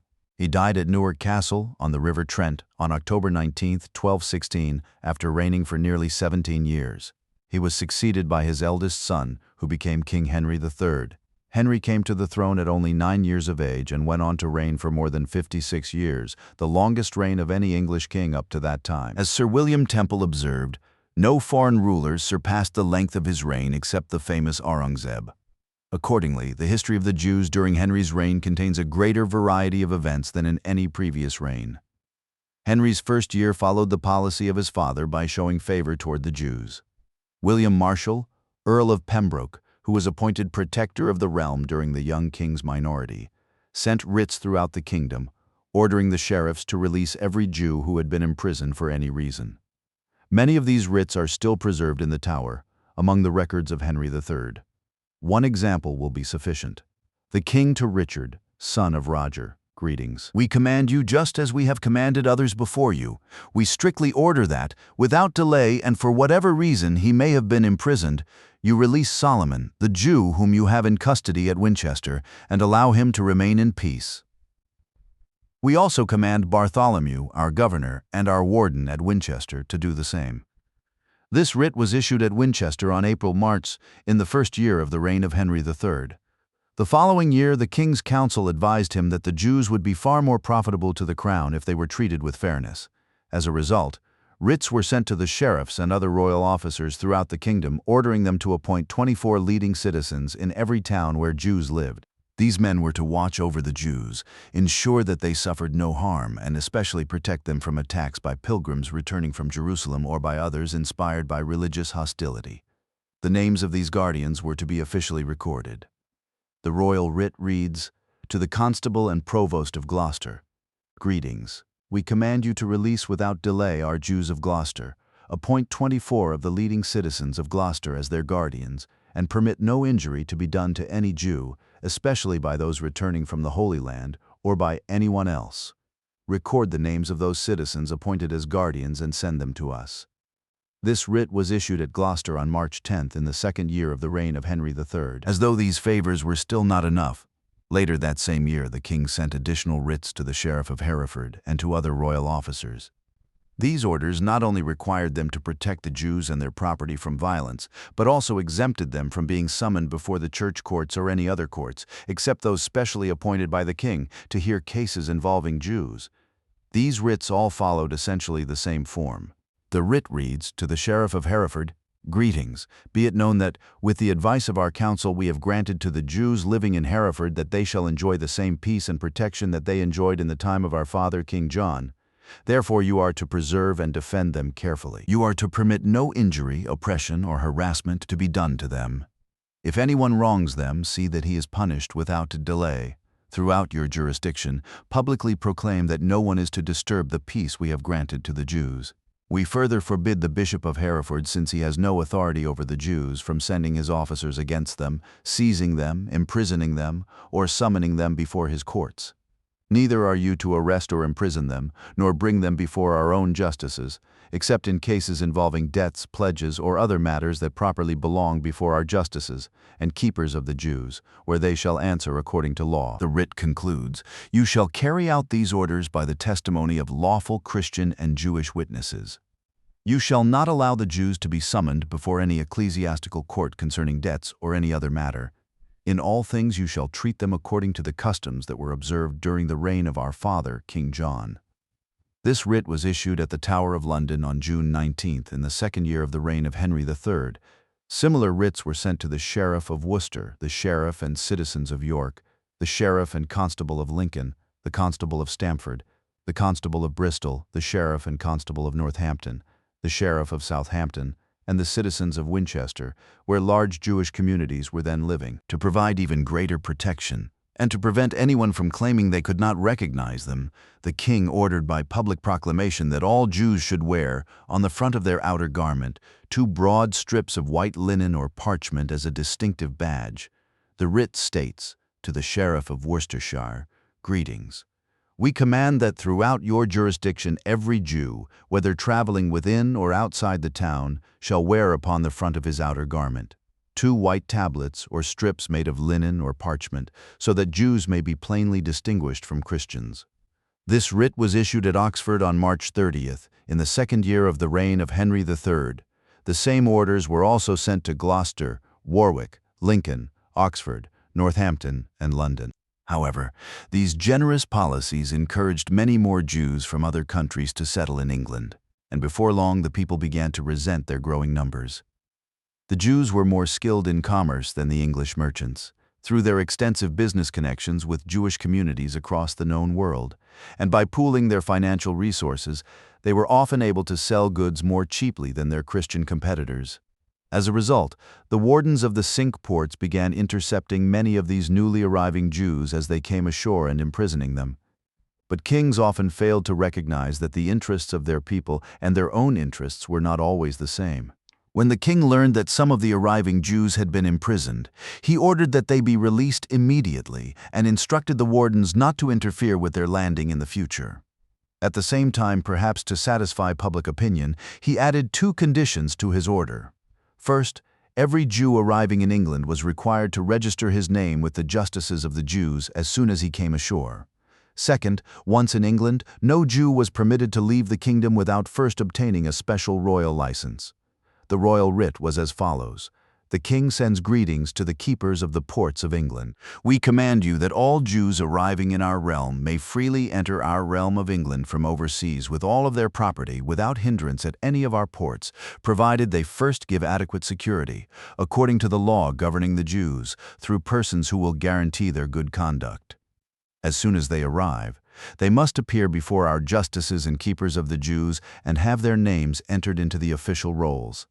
If any Jew arrives from overseas and is being detained contrary to this order, you are to release him immediately, together with all of his possessions. Likewise, if you discover any Jew attempting to leave our kingdom for foreign lands without our letters of license authorizing his departure, you are to arrest both him and his property and hold them until our justices and keepers of the Jews issue further instructions." This writ was issued at Westminster on November 13th, in the 3rd year of the reign of Henry III. But the English people clearly saw that, as long as the Jews continued to be profitable to the king, there was little hope of having them removed from the kingdom. They therefore turned to the clergy, believing they would be more willing to use their influence on the nation's behalf. Accordingly, Stephen Langton, Archbishop of Canterbury, convened a provincial church council shortly afterward. Among its decrees was the following: "Jews shall not keep Christian slaves. If they do, the slaves are to be freed by the authority of the church, and the Jews are to be punished according to canon law. If any Jew violates this decree, he shall be punished according to canon law, or by whatever additional penalty the bishop of the diocese considers appropriate. The Jews shall not be permitted to build any more synagogues. Instead, they shall contribute tithes and offerings to the parish churches in which they reside, just as other inhabitants do. To prevent improper relationships between Jews and Christians, we order by the authority of this General Council that every Jew, male and female, shall wear on the front of the outer garment a strip of linen, 2 inches wide and 4 inches long, of a color different from the rest of the clothing, so that they may be easily distinguished.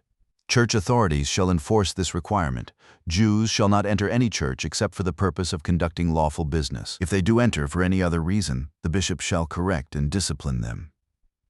In hopes of driving the Jews out through economic pressure, Hugh de Wells, Bishop of Lincoln, issued an order throughout his diocese forbidding Christians, under penalty of excommunication, from associating with Jews or selling them food or other necessities. The same policy appears to have been adopted by the Bishop of Norwich, but these pious efforts were quickly overturned by the king. He cancelled the bishop's orders by issuing a royal writ to the mayor of Canterbury, the sheriff of Lincoln, the mayor and provost of Oxford, and the bailiffs of Norwich, commanding them to continue selling the Jews food and all other necessities, despite any ecclesiastical prohibitions. Anyone refusing to do so was to be imprisoned regardless of any order issued by church authorities. The king's writ read, "To the sheriff of Lincoln and the mayor of Canterbury, greetings. Our Jews of Lincoln have complained that by the orders of the Archbishop of Canterbury and the Bishop of Lincoln, no one is allowed to sell them food or have any dealings with them. They further complain that anyone found selling them provisions is being arrested. Therefore, we command you to proclaim throughout your jurisdictions that everyone may freely sell food and other necessities to the Jews. If anyone is found arresting or imprisoning a person for selling provisions to the Jews in the cities of Canterbury or Lincoln, or elsewhere within your authority, you are to take that offender into custody and keep him safely imprisoned until you receive further instructions from us." This writ was issued at Westminster on November 10th, in the 7th year of the reign of Henry III. Those unfamiliar with the power of religious zeal, especially when backed by church authority, might suppose that the Jews were in grave danger at this time, despite the king's protection. Yet the historian Rapin tells us that when the Franciscan Grey Friars first arrived in England during the reign of Henry II, they were instructed to care for the Jews. These instructions were faithfully carried out, so that many Jews who otherwise would have perished from hunger were supplied with food. Although several bishops openly opposed the Jews, not all members of the clergy shared that attitude. Around this same time, the prior of Dunstable, who held a different opinion, granted several Jews permission to live within his lordship and to enjoy all the rights and privileges that belonged to it. In return for these privileges, the Jews were required to pay the prior of Dunstable 2 silver spoons each year, each weighing 12 pennyweights. The charter reads, "Richard, prior of Dunstable, and the entire convent send greetings. Know that we have granted Fleming, a Jew of London, together with Leo, his son, and all of their household and servants, permission to come, live, and conduct business in the town of Dunstable, in peace, security, and honor. We also grant them all the liberties and customs of the town of Dunstable as fully as any of our own tenants or inhabitants enjoy them. Neither we nor our successors shall prevent these Jews from conducting their lawful business in our town according to the customs of the Jewish community. We will protect and maintain the said Jews, their children, and their servants in all matters concerning their residence there, just as we would protect our own people. In return for this grant, Fleming agrees that, for as long as he lives in Dunstable, he will pay us each year 2 silver spoons, each weighing 12 pennyweights. After Fleming's death, his son Leo shall continue making the same annual payment. This grant shall remain in force for the lifetime of the said Jews. These extraordinary favors, together with the other encouragements already described, greatly weakened the influence of the established religion. They quickly gave rise to every kind of irreligion and moral decline, so that while Stephen Langton, the Archbishop of Canterbury, was presiding over a provincial church council at Canterbury, a Jew was brought before him who, after pretending to convert to Christianity, had even entered holy orders. Later, however, to show his contempt for the Christian faith, he renounced Christianity and returned to Judaism. Because the evidence against him was clear, he received the punishment his actions deserved. About the same time, another impostor was convicted. This man claimed to be the Jewish Messiah and persuaded many Jews by displaying what he claimed were the wounds of Christ, the marks of the crucifixion in his hands, feet, and side. An elderly woman who had already been condemned for practicing witchcraft accompanied him. She claimed to be the Virgin Mary. Nor was it only men and women who fell under such delusions. At the same council, a hermaphrodite was also condemned. The Jews themselves, encouraged by the favor they had received, soon became overconfident. One of them showed astonishing ingratitude by suing the prior of Dunstable, who had shown him such generosity, for £500, claiming that the prior had forged a charter. Several arguments were presented at the trial to support the accusation.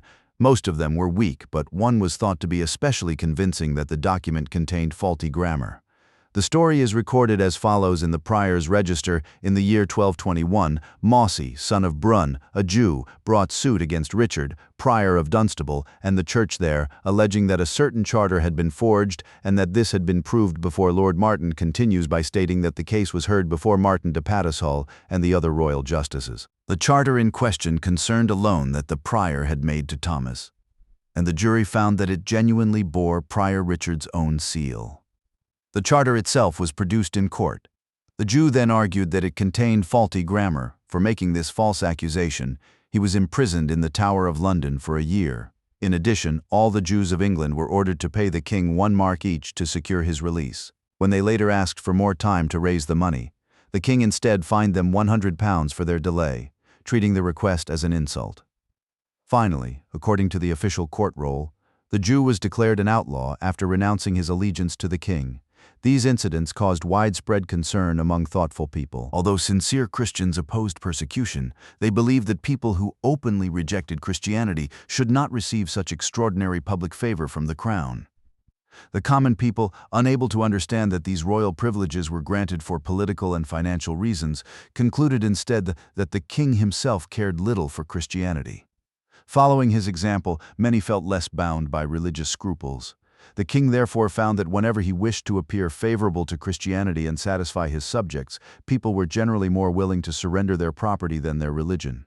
He therefore seized upon the first opportunity that presented itself, but it gained him very little. Through a shocking course of action, it had become a common practice among Christian rulers to confiscate all the property of any Jew who converted to Christianity. Only those intent on profiting from such conversions could justify such a policy. Yet this practice was so widely accepted that the Fourth Lateran Council even forbade church officials from preventing it, declaring, "The condition of converts to the faith should not be made more attractive than the faith itself." In other words, a person should embrace Christianity out of sincere conviction, not because of the promise of financial gain. Even so, many princes ignored this principle. One example involved Augustine, a Jew of Canterbury, who renounced Judaism and became a Christian. According to the custom of the time, his conversion caused him to forfeit all of his property and possessions. However, the king was gracious enough to restore his house to him so that he would have a place to live, as shown by the following royal order. The Sheriff of Kent is commanded to restore to Augustine the convert the house in Canterbury that belonged to him before he embraced the Christian faith, since it is our pleasure that he should have it again. This order was issued at Rating on January 17th, in the 11th year of the reign of Henry III. But this small act of generosity did little to encourage others to embrace Christianity. The king's subjects were free to take advantage of the political unrest that troubled his government, and many did not hesitate to oppose his policies by force. The barons declared that unless King Henry restored the charter of the forest which he had revoked at Oxford, they would force him to do so by armed rebellion. At the same time, the king was facing other troubles in France, and his constant need for money led him to demand another large payment from the Jews. Without delay, he ordered them to pay into the exchequer 1/3 of all their movable property. Despite their protests, they were compelled to comply. During the years when they enjoyed the king's favor, the Jews had built a magnificent synagogue in London, so impressive that it surpassed the surrounding Christian churches in grandeur. Resentful over the heavy taxes they were paying, the people petitioned the king to take the synagogue away from the Jews and convert it to Christian use. The king granted their request. The building was dedicated to the Blessed Virgin Mary and given to the Brethren of St. Anthony of Vienne, together with the adjoining buildings. In later years, it became known as St. Anthony's Hospital, and eventually its property was incorporated into Windsor College. The former synagogue bore the heraldic device, azure, a pig clarion, argent. This was probably intended to show that the building had passed out of Jewish ownership, though some have suggested it simply commemorated the badge of the Priory of St. Anthony. The king was probably persuaded to grant the people's request because of several recent incidents that had further damaged the reputation of the Jewish community. For only a few months before their synagogue was taken from them, several Jews from Shropshire had been sent as prisoners to the Tower of London. They were ordered to be tried immediately on charges of stealing cloth and clipping coins, as the following royal warrant shows. The warrant reads, "The King commands the Constable of the Tower of London to receive into custody the Jews whom the King is sending to him through Adam Coutard. These include Richard de Dun, Sheriff of Shropshire, Vivian and Belle, his wife, Isaac and Anna, his wife, Agenan, a Jew, Aaron and others accused of stealing cloth and clipping money. Keep them safely imprisoned in the Tower of London until Stephen de Segrave arrives in London. Upon his arrival, the King orders that these Jews be brought before him at once. If they are found guilty, they are to receive whatever punishment the law of England requires." This writ was issued at Reading on March 3, in the 14th year of the reign of Henry III. Since many people have heard the legend of the wandering Jew, who is still said by some to be alive, it may not be out of place to mention an account that circulated in England around this time. According to the story, an Armenian bishop came to England carrying letters of recommendation from the Pope so that he could visit and venerate various religious relics. Matthew Paris, who lived at the time, writes that many people questioned this bishop about the famous wandering Jew, and that the bishop assured them the man was still living in Armenia. An officer who accompanied the Armenian bishop gave a more detailed account. He said that the wandering Jew had originally served Pontius Pilate and was known by the name Cartaphilus. When Jesus was being led out of the judgment hall to be crucified, Cartaphilus struck him on the back and said, "Go on, Jesus, go faster. Why are you delaying?" Jesus turned and replied, "I am going, but you shall remain until I return." According to the story, Cartaphilus, later converted to Christianity, was baptized and took the name Joseph. He was said to live to be 100 years old. Whenever old age overtook him and his strength failed, he would suddenly fall into a deep sleep. When he awoke, he found himself restored to the vigor and appearance of a man about 30 years old. The age Christ was when he was crucified. The bishop's companion insisted that he had personally spoken with this remarkable man shortly before coming to England. He claimed to have seen him several times. He described him as a man of great seriousness and dignity, who never laughed when asked about sacred history. According to him, the wandering Jew spoke about the resurrection of the dead who came out of their graves at Christ's crucifixion, the Apostles' Creed, and many other events connected with the life and death of Christ. He also said that the man lived in constant fear of Christ's return to judge the world. Whenever he remembered striking the Son of God, he trembled with remorse, though he trusted that God would forgive him because, as he explained, he had acted out of ignorance rather than deliberate malice. Matthew Paris records this story and relates it much as it was told to him, without clearly stating whether he himself believed it. Because many monastic historians accepted this story as true, I will add another account that seems to support it. It comes from the testimony of the Bishop of Rochester, written about the same time. The account, originally in Latin, is as follows. Henry of Sandwich, Bishop of Rochester, publicly declared before both the clergy and the people during the observance of the Sabbath that trustworthy men had assured him they knew beyond doubt that King Richard had been released from purgatory. They said that Stephen Langton, Archbishop of Canterbury, together with the bishops of Lincoln and Bath, had asked permission from the Divine Majesty that King Richard might be allowed to appear to them. Their request was granted, and they reported that Richard told them he had not left the place of punishment until after he had appeared there 3 separate times. The bishop declared that he firmly believed this account because it had been revealed to him by a reliable source, and that the revelation removed every doubt he had previously entertained. That same year, in the 17th year of Henry III's reign, the king demonstrated as much determination to raise money as any of his predecessors. He imposed yet another tax upon the Jews, demanding 18,000 marks in addition to a poll tax, as though he believed they still possessed unlimited wealth. The official record consists mainly of payment schedules and is quite lengthy, so I will not reproduce it here. Instead, because Mr. Maddox, in his History of the Exchequer, mentions a complaint concerning the charter establishing the House of Converts, which King Henry founded that same year, I will quote that document in full as I found it in the Holinshed Chronicle. The King to the Archbishops, greeting. Know that, for the honor of God, for the salvation of our own soul and the souls of our ancestors and heirs, we have founded and established by this charter a House of Converts in New Street, between the Temple and the Old Jewry in London. This house is to provide support for brothers and sisters who have converted from Judaism to the Catholic faith, so that they may live there together and be maintained. We have therefore granted to this house all the houses and lands in London that formerly belonged to John Herberton, which have come into our possession as forfeited property, except for the garden that belonged to John in New Street, which had previously been granted by our charter to our venerable father Ralph Neville, Bishop of Chichester and our Chancellor.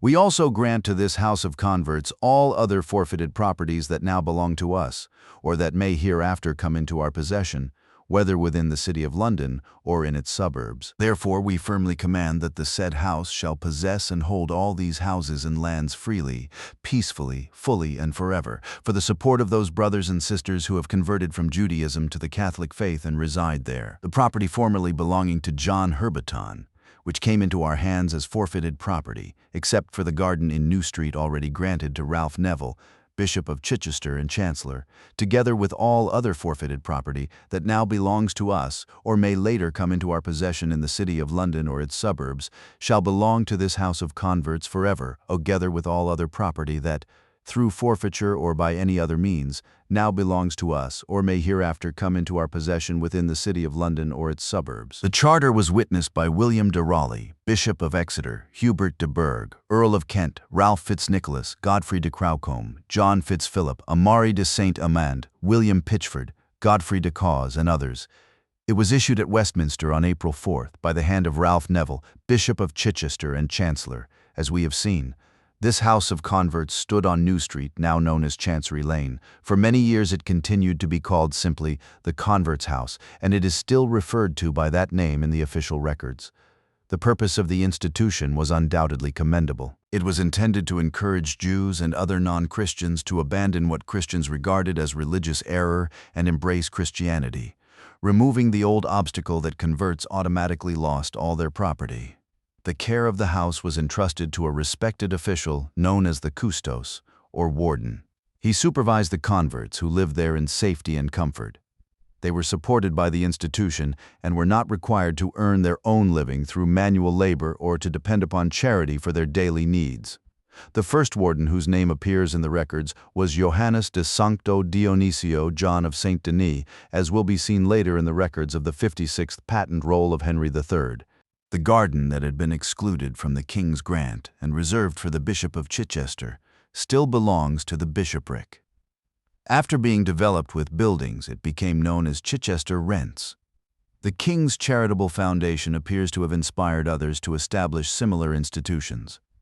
Even before this, in 1213, Richard Prior of Bermondsey had built a house against the wall of Bermondsey Abbey called the Hospital of Converts in honor of St. Thomas.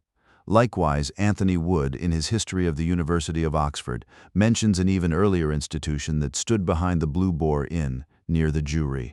There, Jews who had been persuaded by their Dominican neighbors to convert to Christianity were housed and supplied with everything they needed. The exact ceremony used in England when a Jewish convert was received into the church is not known. It was probably similar to the ceremony used by the Roman Catholic Church elsewhere. Joseph Addison, in his Travels Through Italy, describes the practice at Rome. He writes that whenever a Jew or any other non-Christian desired to become a Christian, unless there was an urgent reason for immediate baptism, the person was required to wait until Holy Saturday during Holy Week. The ceremony was then performed in the Church of St. John Lateran, where, according to long-standing tradition, Emperor Constantine the Great had been baptized. The ceremony began with the convert being clothed in a white damask robe with a fine linen band around the neck and a small silver cross hanging from it. A cardinal, accompanied by the canons of the church, then blessed the baptismal water. The person to be baptized was brought before the cardinal by his sponsors or godparents and publicly declared his desire to receive baptism. The cardinal then had the convert lean over the baptismal font, recited the baptismal formula, and poured water over his head using a large silver spoon.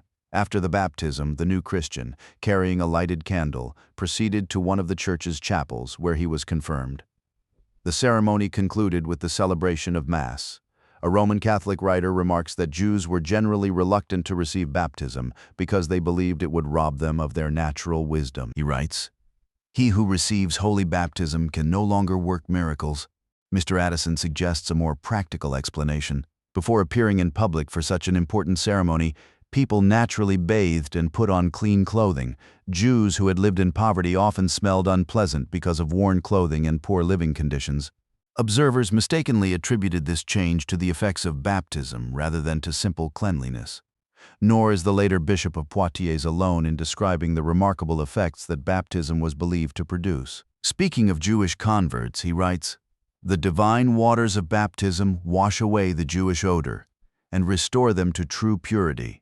Although the common people of England still believed the common superstition that Jews naturally had an offensive odor, the Jews should not have been offended by it. Christians explained the belief by claiming that when the serpent tempted Eve, he infected humanity with this unpleasant smell, and that it remained upon all her descendants, except the Israelites, who were said to have been freed from it when they received the law at Mount Sinai. The most reasonable conclusion, however, is simply that everyone smells the same. That explanation comes closest to the truth. The most notable event involving the Jews during this reign was the famous trial of Jacob of Norwich and several of his companions, who were accused of abducting and circumcising a Christian boy. The case proved so difficult that it was considered too important for the ordinary courts. It was eventually referred to Parliament, where it was treated as a matter involving the church as well as the civil authorities. The case was this.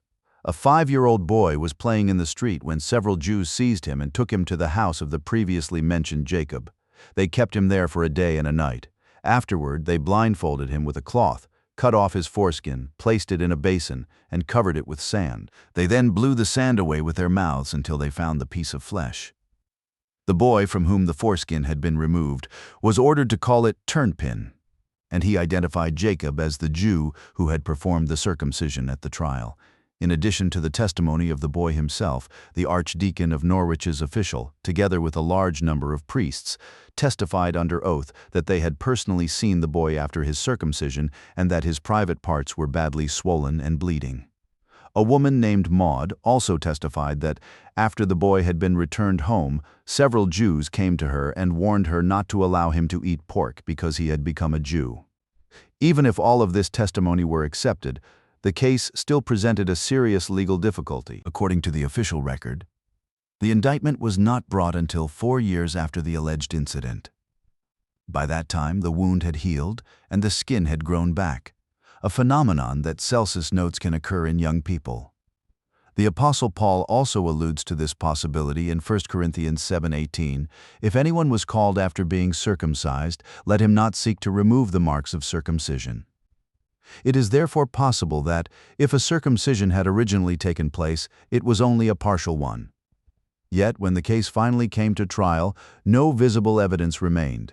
As a result, reasonable arguments could be made on both sides as to whether the alleged offense actually matched the crime charged in the indictment. The matter was therefore considered doubtful. The bishops argued that, because both baptism and circumcision were religious rites, the case belonged in the church courts, and Parliament agreed to let them hear it. But, lest I should accidentally misrepresent the case, the reader would do well to consult the original record itself. Anyone who can manage the difficult Latin and French in which it is written will find it well worth reading. The plea concerning the Jews of Norwich, who are imprisoned in London. Benedict the physician accused Jacob of Norwich, a Jew, of the following. About 4 years earlier, while Edward, Benedict's 5-year-old son, was playing in a street in Norwich on the eve of the feast of St. Giles, Jacob took the boy, carried him to his own house, and circumcised him. Jacob then kept the child in his house for 1 night. The following morning, after neighbors had raised an alarm and gone searching for the child, Benedict found his son at Jacob's house. Jacob then showed the boy to the official of the archdeacon and to the coroner, who were present together and witnessed what had happened. They testified that they saw the child had been circumcised and that his private parts were greatly swollen and bleeding, exactly as had been alleged. Because of this, Jacob was charged with felony, violating the peace of the kingdom, contempt of Christianity, and disturbing the king's peace. Jacob denied all of the charges and offered to defend himself according to the judgment of the court. After the boy was examined, he identified the removed foreskin by calling it turnpin. He was then brought before the justices and again declared that he had indeed been circumcised. The accusation was also brought against Leo, son of the elder Margaret, Isaac Bloon, and several other Jews, all of whom were alleged to have been present during the act. The indictment further named Dun Hope, Benedict Moses, Isaac, and others. The defendants denied the accusations in the same manner that Jews customarily answered charges brought by Christians. The boy himself, who had been 5 years old at the time of the alleged incident and was 9 years old when he testified, was asked exactly how the circumcision had been performed. He answered that the Jews had seized him and taken him to Jacob's house. One of them held him while another circumcised him with a small knife. Afterward, they cut off the foreskin and placed it into a basin filled with sand. They sifted through the sand with their hands until a Jew named Jernapin found the piece of flesh first. The others then called out, "Jernapin! Jernapin!" The official of the archdeacon appeared before the justices together with a large number of priests. They all swore in the name of God that the boy had indeed been circumcised by the Jews as alleged. They testified that they had seen the child shortly afterward and that his private parts were greatly swollen, badly inflamed, and bleeding. The county coroners, the coroners of the city of Norwich, and 36 men from the town of Norwich, all under oath, likewise testified that the boy had been circumcised. It was also stated that immediately after the incident, the boy was found crying by Maud of Barnham, who took him to her home. There he told her that the Jews had seized him and that a Jew named Jernapin had circumcised him. Finally, it was testified that when the Jews could no longer keep the boy hidden from the Christians, they warned Maud not to let him eat pork, saying that he was now a Jew. That was the evidence presented against them. The Christians came and rescued the boy from the custody of the Jews. The Jews denied the accusation. Nevertheless, all the Jews involved were imprisoned at Norwich, except those who had already been sent to London, where this investigation was taking place. The jurors were then asked, which of these Jews took part in the circumcision? They answered that all of the accused Jews had knowingly participated, except Jodin, the son of Solomon. They further testified that all these events had taken place in the King's Court at Norwich, in the presence of Dominican friars, Franciscan friars, and many other members of both the clergy and the laity. All of this was testified to by Richard de Treffingfield, Constable of Norwich, together with other witnesses. The case was then brought before the King, the Archbishop of Canterbury, and the greater part of the bishops and barons of England. They declared that such a case had never before come before the King's Court because it concerned matters touching both God and the Holy Church, namely circumcision and baptism, which were regarded as matters of religion. They further observed that the child had suffered no permanent loss of a limb, no maiming, no mortal wound, nor any other injury that would ordinarily fall within the jurisdiction of the secular courts. Therefore, the Holy Church should determine the matter. It was decided that the case should be heard in the ecclesiastical court before the proper church authority, where the truth could be fully investigated.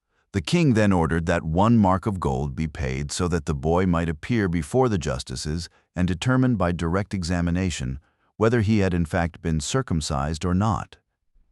The boy was then examined. The court found that his private parts had healed and were now covered with skin except for the tip. Because no clear physical evidence remained, the child was released to his father to appear before the ecclesiastical judges, while the accused Jews remained in prison. Thus the case was dismissed from Parliament and transferred to a new hearing before William de Raleigh, Bishop of Norwich, who soon afterward ordered the accused to be taken to the gallows, hanged, and their bodies left hanging. From this case we may observe how greatly the law had changed. In earlier times it had been considered an especially serious crime for a Christian bishop to hang a Jew. Now, however, it had become equally serious for a Jew to circumcise a Christian. Whether this change truly benefited the nation is a question I will not attempt to decide. Still, I will say this: if the punishment of heretics and unbelievers had remained under the ancient jurisdiction of the Church, rather than being transferred to the secular courts, many of the painful and troublesome legal proceedings that later developed might never have occurred. It also appears that, during these events, the citizens of Norwich attacked the houses of the Jews. The official records contain a complaint brought by the citizens of Norwich against the Sheriff of Norfolk, accusing him of entering the city, assaulting their servants, and supporting the Jews because the townspeople had attacked Jewish property. The dispute was later heard before the king at Bromholm, where the sheriff defended his actions, arguing that the bailiffs of Norwich had failed to carry out their official duty of investigating the burning of the Jewish houses. For neglecting that responsibility, the bailiffs were fined 50 marks. Before the circumcision case was finally tried at Norwich, however, the Jews had already become so unpopular in Northumberland that the king, at the request of the people of Newcastle, granted them the following privilege. The king to the sheriff of Northumberland, "Greetings, know that we have granted and confirmed by this charter, at the request of the people of Newcastle upon Tyne, that no Jew shall ever again reside in the town of Newcastle, nor shall any of his heirs or successors dwell there. This prohibition is to remain in force forever, just as fully as it is contained in our royal charter." I cannot say exactly what offenses led to this grant, but whatever their misconduct may have been, the justices of the Jews who were responsible for supervising them seem to have resolved to correct the problem. The plea rolls from the same year contain several complaints and official investigations into bribery and corruption involving Peter de Rivalis, Stephen de Segrave, and Robert de Passalouet, all of whom served as justices of the Jews. One complaint was brought by Simon, the keeper of the Jewish charter rolls. As a result of the investigation, Peter de Rivalis was removed from office and required to surrender all the fees and profits he had received from it.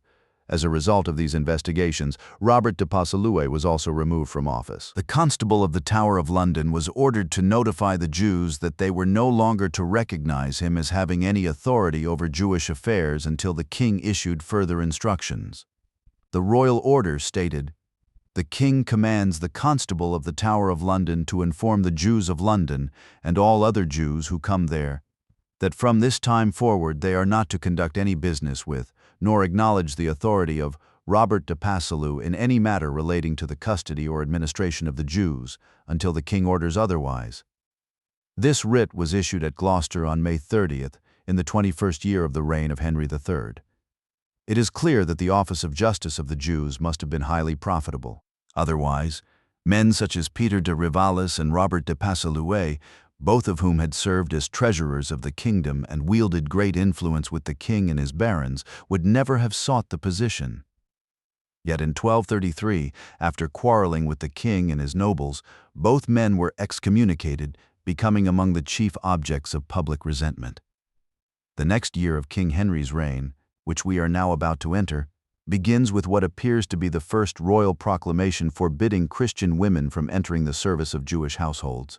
The proclamation was addressed to the sheriffs of Norfolk and Suffolk, ordering them to publish it in every city and town throughout those counties. The proclamation ordered, "From this time forward, no Christian woman shall serve in the household of any Jew, whether as a nurse for children or in any other capacity."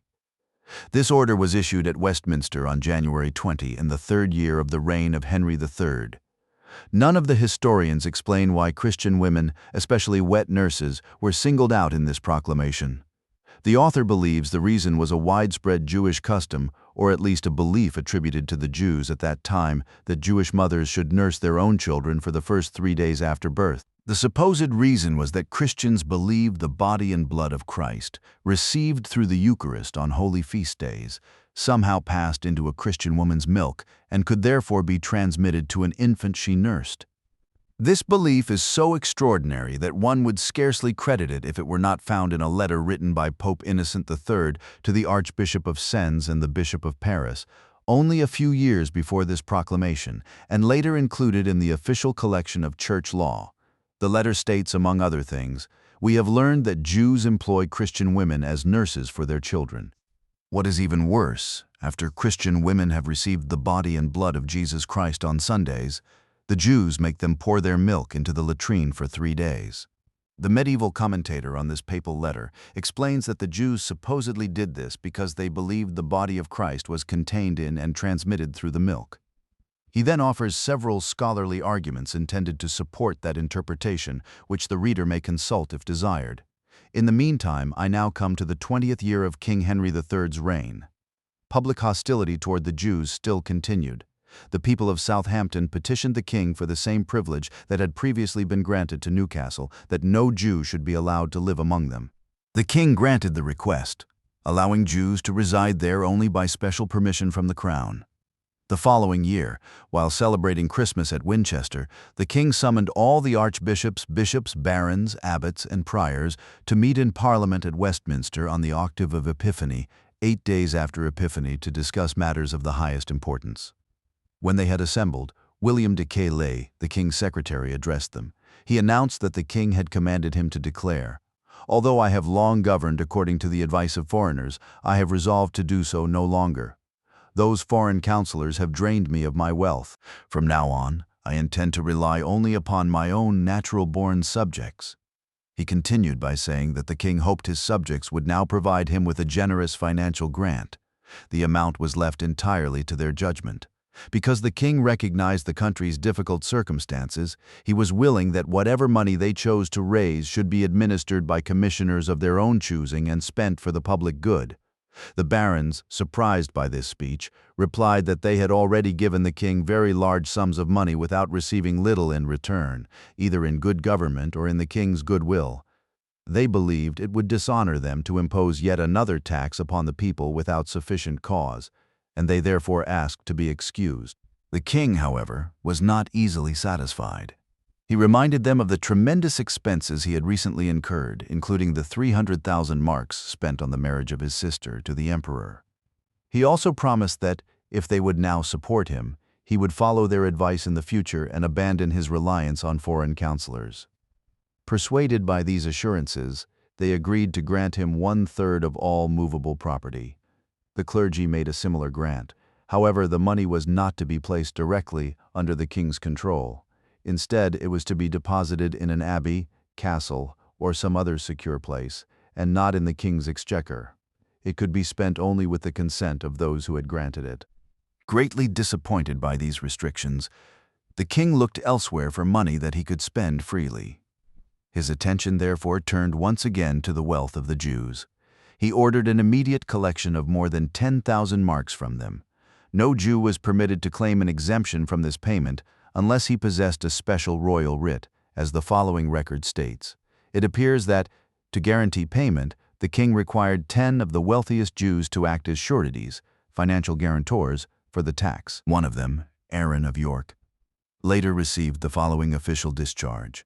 The king releases Aaron, the Jew of York, from his obligation as surety for the levy of 10,000 marks imposed upon the Jews, because Aaron had served as one of the 10 guarantors for that tax. This writ was issued at Westminster on June 18th in the 21st year of the reign of Henry III. It is difficult to believe that such a small community could repeatedly raise such enormous sums of money.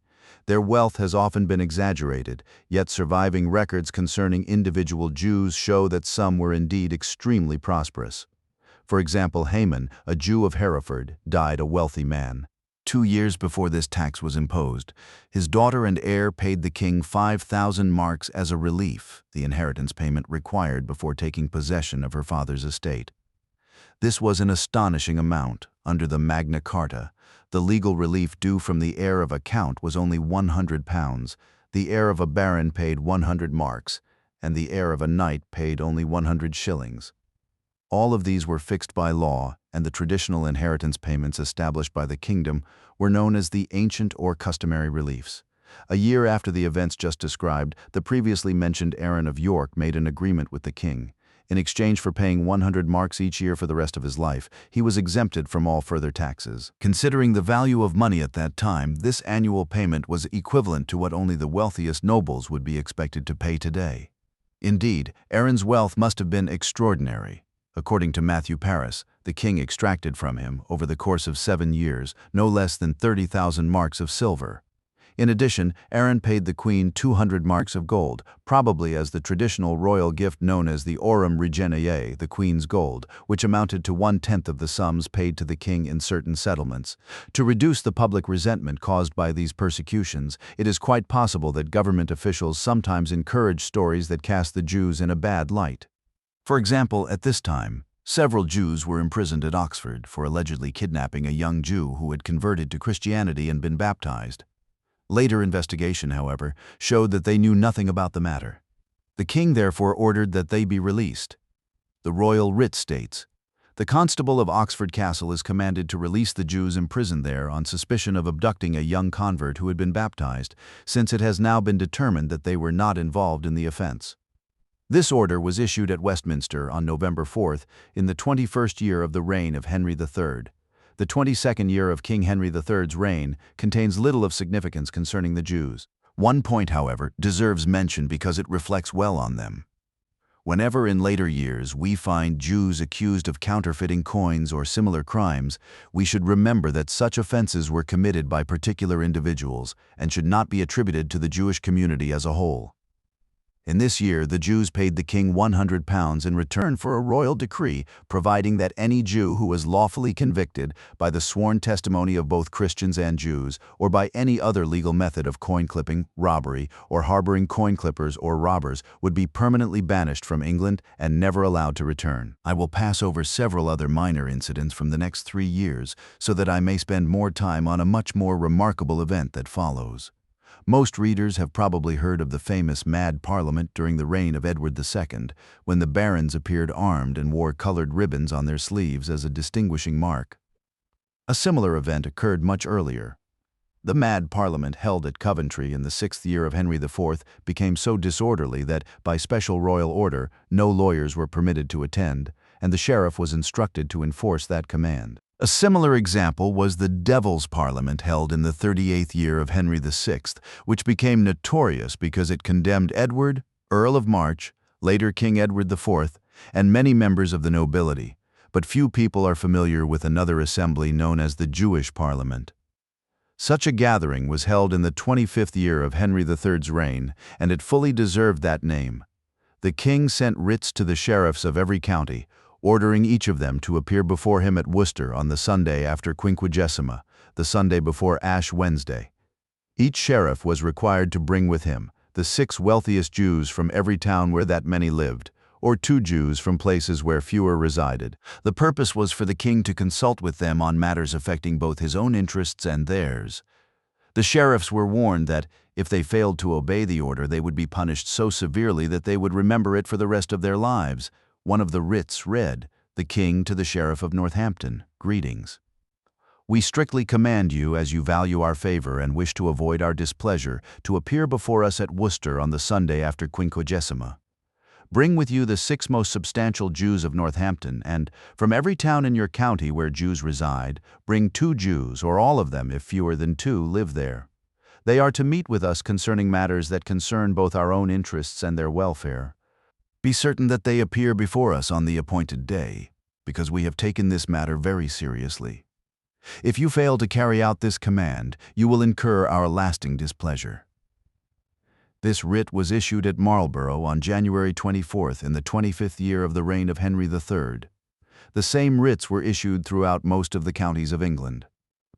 The Jews were undoubtedly astonished to discover that, after so many years of being ignored except as taxpayers, they had suddenly been summoned to act as the king's advisors. They may even have imagined that the king intended to make them members of his council, especially when they noticed that he had scheduled the meeting on a Christian Sunday, showing little concern for the Christian Sabbath. But whatever hopes they may have entertained quickly disappeared. When they arrived, they discovered that the king wanted only one thing: money. The purpose of the meeting was simply to persuade them to provide him with 20,000 marks. Their dismay was beyond description. There was no opportunity for debate. In those days, people outside Parliament had no freedom to negotiate with the king. The Jews were simply ordered to return home and pay half the amount by midsummer and the remainder by Michaelmas, September 29. One might naturally ask why the king went through all the ceremony of assembling this Jewish parliament. If all he wanted was another tax, why not simply levy it in the ordinary way? I cannot say with certainty. The surviving records prove only that the meeting took place. The only practical difference I can discover is that, whereas previous Jewish taxes had been assessed and collected by royal officials, this levy was apparently intended to be assessed and apportioned by the Jewish community itself. William Prynne, in his Demurrer, p. 20, prints the names of more than 100 Jews who were summoned to this assembly. Since the names add little to the narrative, I will not repeat them here. The king also issued writs appointing officials to collect the tax.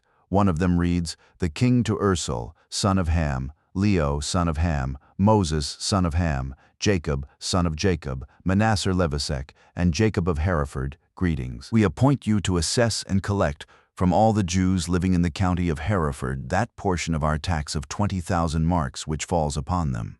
Therefore we strictly command that, together with the sheriffs and all others whose assistance is necessary, You make a fair assessment and diligently collect the amount owed from every Jew according to his means. This writ was issued at Westminster on May 19th, in the 25th year of the reign of Henry III. Despite every effort, such an enormous sum could not possibly be raised by the deadline.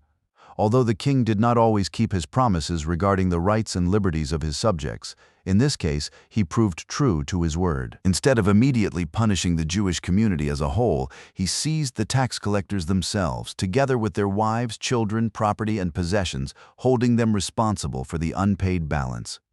Such treatment would have been considered inhumane in any civilized nation. The official record that follows provides the evidence for this event. If you would like to know the important business that led to all this, the following royal order explains it. The King to William de Perrot, greetings. Know that we have granted you full authority to purchase human hair from the clergy attached to our household, from members of our household, from long-haired dogs, from nursing women, and even horsetails, and to cut off and collect these supplies. We therefore command that you diligently carry out this commission. In cutting and collecting the hair and tails mentioned above, no one is to lay hands upon your own hair. This writ was issued at Klein on September 2 in the 21st year of the reign of Henry III. If the seriousness of history permitted such observations, I might remark on this curious document by saying that, whatever other skills a court barber possessed, the Jews would probably have had no objection to granting that the king himself was an exceptionally close shaver. More seriously, however, we should note that the king had genuine reasons to seek large sums of money from both his Christian and Jewish subjects. The King of France had long since taken possession of the provinces of Guyenne, Aquitaine, and Poitou. The inhabitants of those provinces now invited King Henry to come in person to recover them, promising that they would return to his allegiance if he would lead the campaign himself. Once the king had collected the taxes, he loaded 30 large casks of silver onto ships and sailed for Normandy at the beginning of May. He was accompanied by Richard, Earl of Cornwall, several other nobles, and about 300 soldiers. The campaign, however, did not go as he had hoped for more than a year. Fortune did not favor his efforts. Even so, despite the many demands of the war and the affairs of government, he still found time to attend to private matters. One example was his concern for the education of Martin, a Jewish convert. The king sent orders to the Archbishop of York, who had been left as governor of England during his absence, and to Walter de Cantilupe, Bishop of Worcester, directing them to find a suitable place where Martin could live, receive instruction in the Catholic faith, and be educated in literature and learning. The royal order states the Archbishop of York and Walter de Cantilupe, Bishop of Worcester, are commanded to provide for Martin, a convert from Judaism, by placing him in a suitable community where he may be instructed both in the Catholic faith and in the study of letters. This writ was issued at Bordeaux on February 3, in the 27th year of the reign of Henry III. From this it appears that the House of Converts in London, founded only a short time earlier, had already become full and could accommodate no additional residents. To increase its income, another writ was issued less than 2 months later to William de Hevenham and Edward, son of Odo, directing them to collect £100 from the executors of Peter de Rupibus, Peter des Roches, the late Bishop of Winchester, to provide additional lands and support for the institution. The income of the House of Converts in London was increased by this additional endowment, which was to be paid before midsummer. The bishop is rightly praised for leaving many charitable gifts in his will. However, I cannot praise his gift of £100 to the Jewish converts because it merely encouraged people to profess conversion for material gain rather than sincere conviction. Soon afterward, however, the people of London made a very different use of the House of Converts. A young child was dug up in the churchyard of St. Benace Church. Because the child's thighs and chest bore strange markings that looked like Hebrew writing, people imagined that the Jews had murdered the child. Unable to read Hebrew themselves, they summoned the Jewish converts from the House of Converts in London to examine the body and interpret the inscriptions. The story, as Matthew Paris tells it, is rather lengthy. Since William Prynne's translation is more suitable for this kind of narrative than anything I could rewrite, I will quote it.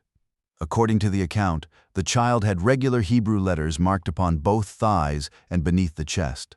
Many people gathered to see the remarkable sight. Knowing that the writing appeared to be Hebrew, they called for the converted Jews who lived in the House of Converts established by the king in London. The converts came, accompanied by the king's bailiffs and keepers of the peace, and carefully examined the markings. The converted Jews declared that there was no evidence whatsoever that the Jews had murdered or crucified the child, a crime that medieval rumor frequently attributed to them, nor did they find any signs that the child had been tortured or nailed to a cross. The marks on the body appeared instead to be birthmarks, impressions from reeds or sticks, and other natural markings.